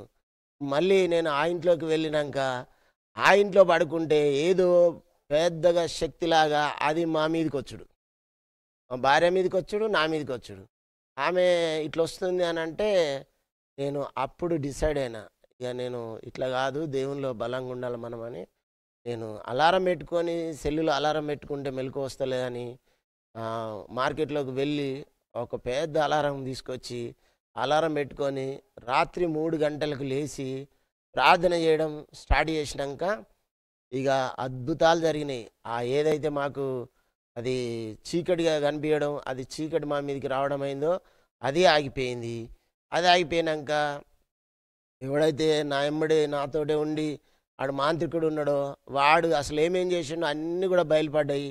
నేను ప్రార్థన ఎప్పుడైతే స్టార్ట్ చేసినో వాడిని అన్నీ కూడా బయటపడ్డాయి. వాడు నాకు దూరం అయ్యిండు. ఆ ఇంటికాడ ఫస్ట్ రెంట్కున్న కాడ అక్కడ దూరమైంది. ఇక అప్పుడు నా భార్య మేము ఇద్దరం బలంగా ప్రార్థన చేస్తుంటుంటే కొద్ది రోజులకు ఏమైందేమో ఆ ఇంటి ఓనర్సు మీరు ఖాళీ చేయండి అన్నారు. వాళ్ళు హిందువులు. వాళ్ళు విగ్రహారాధన చేసేటోళ్ళు. మేము ప్రార్థన చేస్తే వాళ్ళు భరించక మీరు ఖాళీ చేయండి రూము, మాకు ఇది ఖాళీ చేయాలని చెప్పినాక మళ్ళీ అక్కడికెళ్ళి వేరే రూమ్‌లోకి వెళ్ళిపోయినాం. వేరే రూమ్‌లోకి వెళ్ళిపోయాక అక్కడ కూడా మళ్ళీ ఏం జరిగిందంటే ఆ ఇంటిలో ఆ ఇంటి ఓనరు ఆడొక నూతి ఉంది, నుయ్యి ఉంది. ఆ నూతిలో కోడలు ఆమె తోసి చంపిందంట. అది అక్కడ దయ్యమై తిరుగుతుందంట. అది కూడా మళ్ళీ మా మిసెస్ మీదకొచ్చి అది మాట్లాడు. నేను పలాన్ని ఇది అది అని అది మాట్లాడు. ఇదేంది ఈమెకెప్పుడు ప్రాబ్లమ్ లేదు గదా! మేమెప్పుడో దేవునిలోకి వచ్చినప్పటి నుండి మళ్ళీ కొత్తగా ఈమెకేంది స్టార్ట్ అయిందని మళ్ళీ నేనప్పుడు భయపడి అక్కడికెళ్ళి ఊర్లోకొచ్చినాం. ఊర్లోకొచ్చి అక్కడ ఇగ డే అండ్ నైటు ఇద్దరం గూడా ఎంత ఇబ్బంది అయినా గూడా నైట్ అంతా గూడా ప్రార్థనలో ఉంటూ బలంగా ఉన్నప్పుడు మళ్ళీ ఇదంతా జరుగుతున్న క్రమంలో నాకొక సంఘటన మధ్యలో ఏం జరిగిందంటే నేను దేవునిలోకి రాకముందు వచ్చినాక హైదరాబాద్‌లో ఉన్నప్పుడు నేను బైబిల్ ట్రైనింగ్ చేయాలని అనుకున్నాను. బైబిల్ ట్రైనింగ్ చేయాలని అనుకున్నప్పుడు అసలు ఆ బైబిల్ ట్రైనింగ్ అంటే ఏంటిది? ఎట్లుంటదని మా అక్క వాళ్ళు చెప్తుంటే బైబిల్ ట్రైనింగ్ చేయాలని యూట్యూబ్‌లో సెర్చ్ చేస్తుంటే ఆ యూట్యూబ్‌లో GN Bible GN Bible college ఇది మన కాలేజీ ఈ కాలేజీ నాకు యూట్యూబ్‌లో వచ్చింది. జీవన్ రాజ్ బైబిల్ కాలేజ్ అని. అది వచ్చినప్పుడు దా ఈ ఈ కాలేజీది ఏదైతే వాళ్ళు ఇచ్చిన ఫోన్ నెంబర్ ఉందో అదొక స్లిప్ మీద రాసుకొని నా పర్సులో పెట్టుకొని అప్పటికి 3 ఇయర్స్, 4 ఇయర్స్ అయింది. కానీ నేను వాళ్ళకి ఫోన్ చేయలే. నేను ఇక్కడికి రాలే. నేను ఏదైతే ఈ మళ్ళీ ఊర్లోకెళ్ళి ఈ రోజు ప్రార్థన చేస్తున్నానో అప్పుడు ఈ బైబిల్ కాలేజీ నాకు గుర్తుకొచ్చింది. నేను అప్పుడెప్పుడో 4, 5 ఇయర్స్ కింద నేను బైబిల్ నేర్చుకోవాలనుకున్నా గదా! నా దగ్గర ఒక నెంబర్ ఉండే గదా! అని నేను ఆ పర్సులో ఉన్న అది అట్లాగే భద్రంగా దాసుకున్నాను. ఎందుకో ఏమో ఎన్నో పేజీలు, ఎన్నో కమ్మలు అందులోకెళ్ళి తీసి పడేసాను గానీ ఆ ఒక్క నెంబర్ మాత్రం అట్లాగే ఉంచుకున్నా. నేను అట్లా ఉంచుకొని దాన్ని ఆ నెంబర్ తీసి నేను ఈ కాలేజీకి ఫోన్ చేశాను. ఫోన్ చేసినప్పుడు ఆయనుండి మాట్లాడిండు. "అన్న రండి, మీకు ఇప్పుడు క్లాసులు స్టార్ట్ అయితున్నాయి.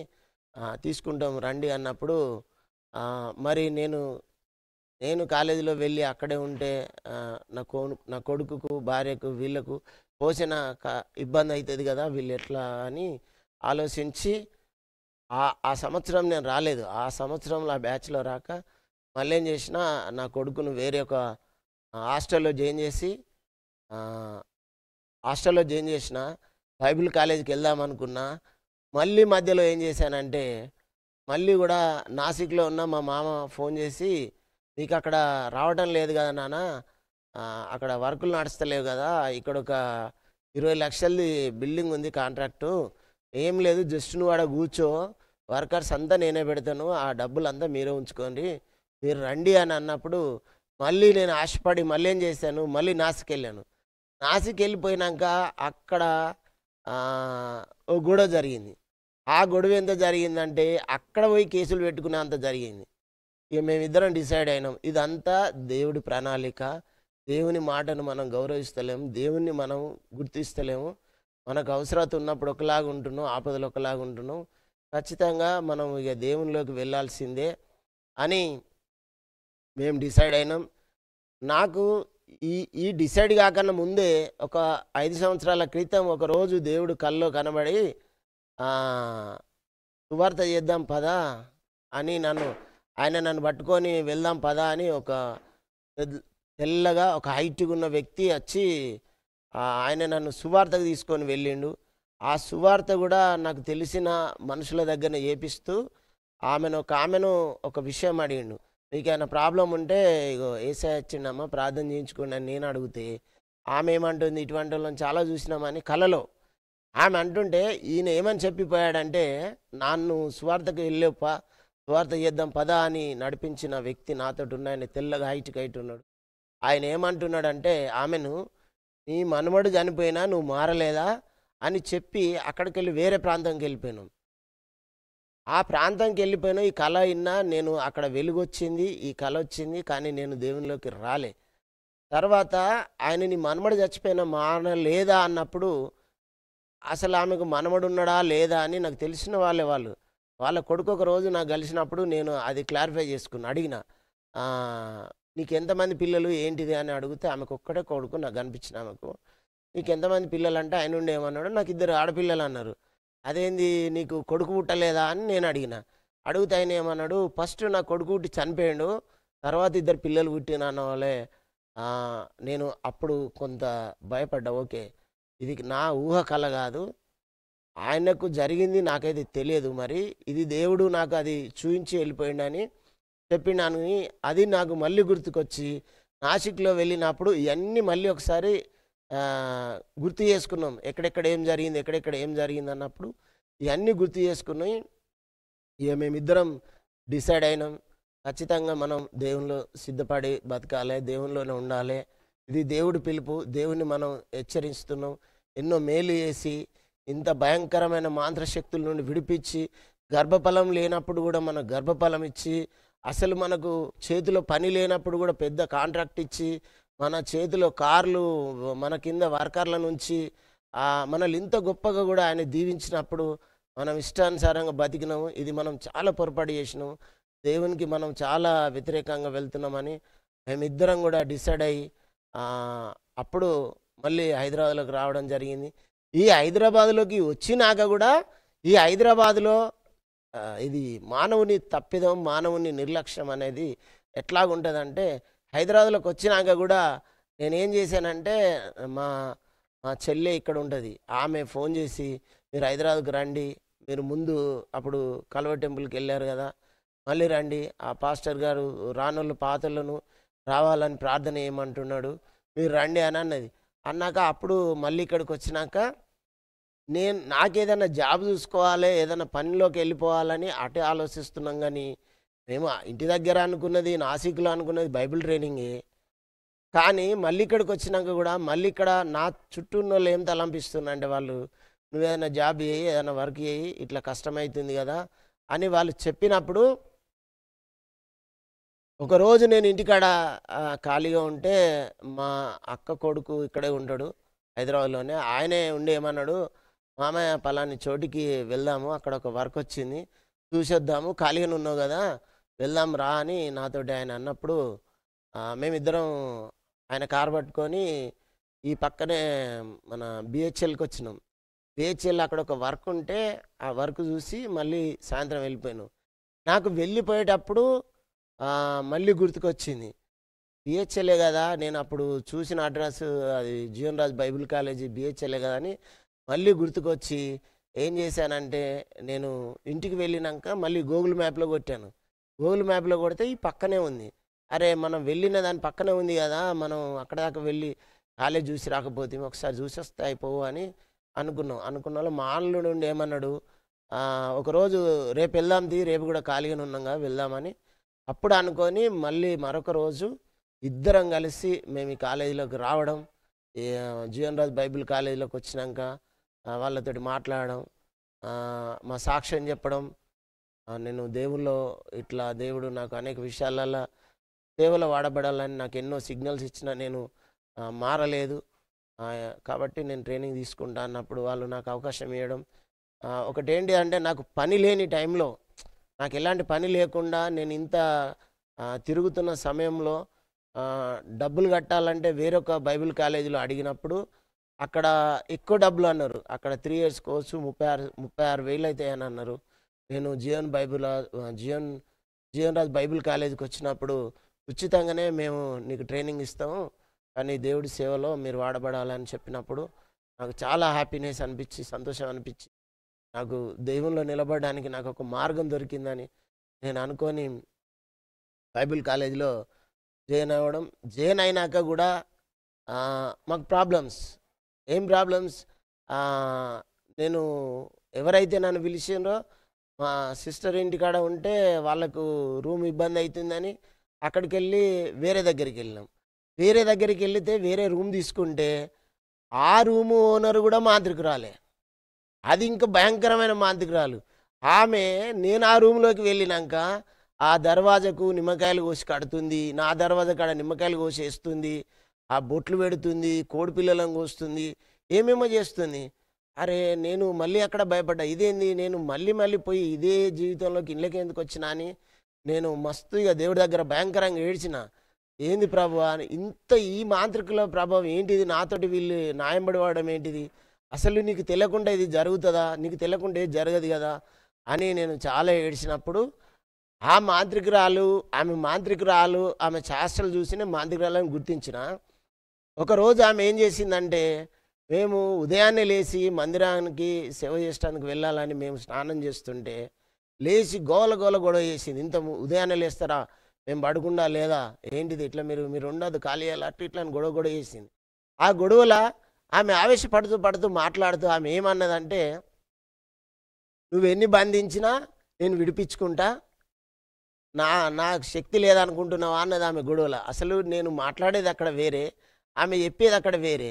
నేను దేవుడితో ప్రార్థించుకున్నది ఏంటంటే, ప్రభువా ఇక్కడ ఏ మంత్రశక్తులున్నా, ఏ దుష్టశక్తులున్నా వాటిని మా దరిదాపులోకి రాకుండా వాటిని దూరం పెట్టు ప్రభువా, నీ అగ్నికంచె చెయ్యి అని నేను ప్రార్థించుకుంటే, అవి బంధించబడ్డాయట. అవి ఆమెకు దగ్గరికి వస్తలేవట. ఆమె ఒకరోజు పాపం నేను ప్రార్థన చేసిన దానికి ఆమె కష్టమవుతుందట. ఆమె గొడవలో ఆ మాట చెప్తున్నది. నువ్వు ఉంటే నాకు ఇక్కడ ఇబ్బంది అవుతుంది. నువ్వు బంధిస్తున్నావు, ఇది చేస్తున్నావు, నీ ఇక్కడికి వెళ్ళిపో అన్నది.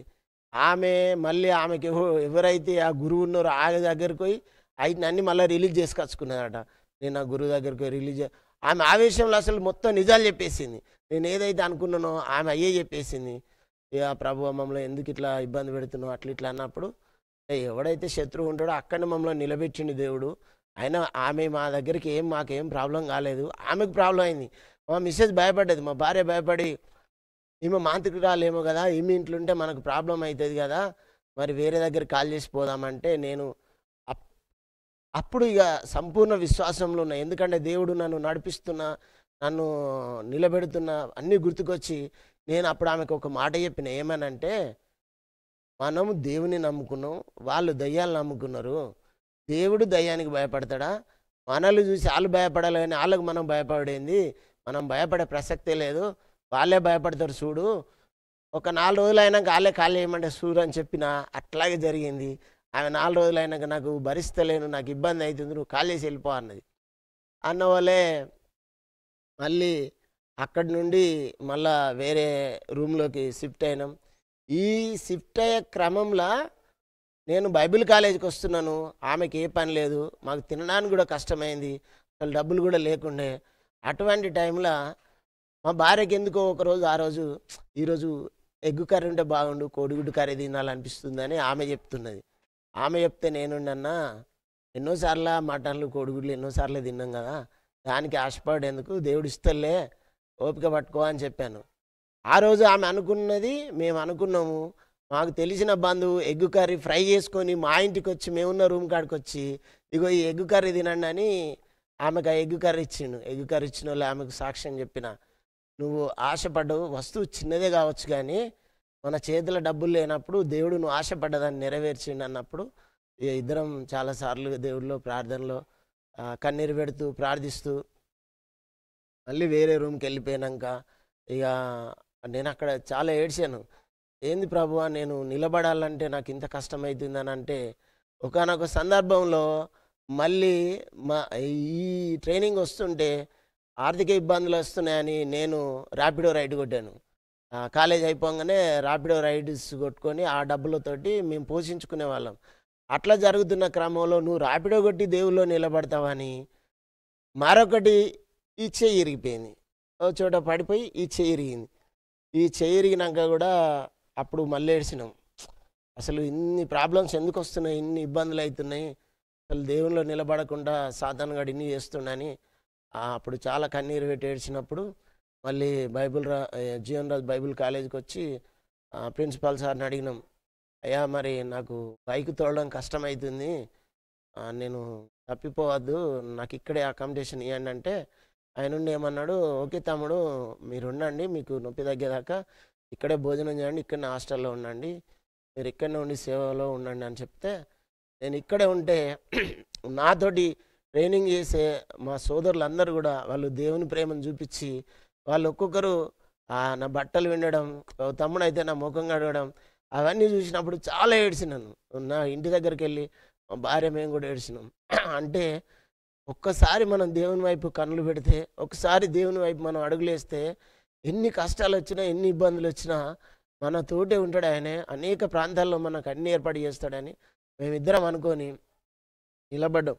ఈ దేవుని ట్రైనింగ్లోకి వచ్చేటప్పుడు కూడా మాకు ప్రిన్సిపాల్ అయ్య గారు చెప్పాడు, ఈ సమస్యలు వస్తాయి, మీ గలిబిల్లు అయితే ఎప్పుడు కూడా లేని సమస్యలు వస్తాయి, మీరు భయపడద్దు, అధైర్యపడద్దు, మీ పక్షాన దేవుడే ఉంటాడు, అవి ఎంత స్పీడ్గా వస్తాయో అంత స్పీడ్గా వెళ్ళిపోతాయని ఆయన చెప్పినప్పుడు మాకు అవన్నీ కూడా నిజం అనిపించినాయి.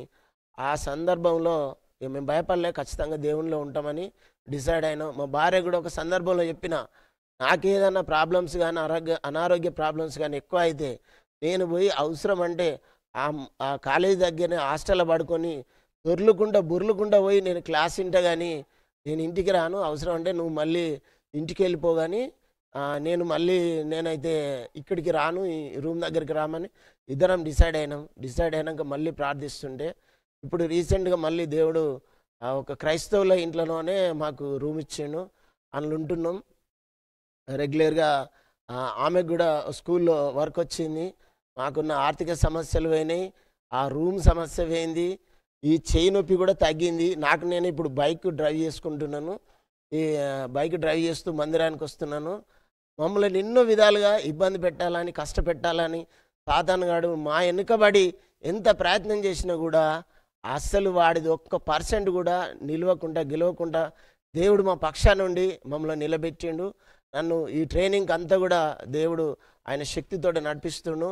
కానీ నాలాగే తెలిసిన వాళ్ళు చాలామంది అనుకుంటారు, వీళ్ళు క్రైస్తవులు ఊరికే చెప్తారు అంటారు, కానీ ఊరికే ఎవరు చెప్పారండి, అనుభవం ఉన్న వాళ్ళే, అనుభవించిన వాళ్ళే చెప్తారు. మా సిస్టర్ నాకు చెప్పినప్పుడు నేను అనుభవించలేదు. ఈరోజు నేను మారిన బైబిల్ ట్రైనింగ్ చేస్తున్నా అంటే ఆమె లేదు, చనిపోయింది. ఆమె ఈరోజు ఎంత సంతోషించేదో, నేను దేవునిలో నిలబడ్డా అంటే ఆమె ఎంత ఆనందించేదో. ఆమె లేదు, కానీ దేవుడు అద్భుతమైన దేవుడు, గొప్ప దేవుడు, జీవంగల దేవుడు, ఆయన రోషం గల దేవుడు. అసలు ఆయన ఒకసారి ఒక మనిషిని ఇష్టపడితే వాడికి ఎన్ని శ్రమలు వచ్చినా వదిలిపెట్టాడు. నేను అనేక సార్లు నేను దేవుడిని వదిలిపెట్టాను. నేను దేవుడిలో పవిత్రంగా ఉంటే దేవుడు నన్ను పట్టుకుంటాడేమో అని నేను అనేక సార్లు మిస్టేక్లు చేసినాను, అనేక సార్లు తప్పులు చేసినాను. ఆయన కూడా ఎక్కడ కూడా నన్ను వదిలిపెట్టకుండా నిత్యము నన్ను వెన్నంటి నడిపిస్తూ సాతాను శక్తుల ద్వారా, మాంత్రికుల ద్వారా ఆయన మహిమ పొంది నిజమైన దేవుడు ఈయనే అని నన్ను తెలుసుకునేలాగా నన్ను చేసి నన్ను ఇక్కడికి నడిపించి ఈరోజు దేవుని కోసం మరణమైనా నేను సిద్ధపడి ఉన్నాయనంతా నా కుటుంబాన్ని, నన్ను, నా భార్యను, మమ్మల్ని బలపరిచి దేవుడు ఇక్కడ నిలబెట్టాడు. గొప్ప దేవుడు, అద్భుత దేవుడు. ఇలాంటి జీవితం ప్రతి ఒక్కరికి కూడా ఉంటుంది, కానీ మనం విశ్వసించం. ఎన్నో దేవుడు మన వెనకాల మేలు చేస్తూనే ఉంటాడు, కానీ మనమే లోకానుసారంగా పడి ఆ పాప జీవితంలో, రోత జీవితంలో ఉండి అదే కావాలని ఆశపడతాం. అది కాదు, ఇది జీవితం. ఇప్పుడు నాకు తృప్తిగా ఉంది, ఆనందంగా ఉంది. ఎంత ఆనందంగా ఉందంటే ఒకానొక రోజు ఒక మనిషికి దయ్యం పట్టింది. నేను రూమ్లో ఉన్న దగ్గర వేరే వాళ్ళకు దయ్యం పడితే నేను అక్కడికి వెళితే ఆ దయ్యం పట్టిన వ్యక్తి ఎదురుగొచ్చి, నువ్వు దైవ సేవకుడివి, నా దగ్గరికి రావద్దు, నేను చచ్చిపోతాని అక్కడికి వెళ్ళి దూరం నుండి వచ్చి ఆమె నా కాళ్ళ మీద పడ్డది.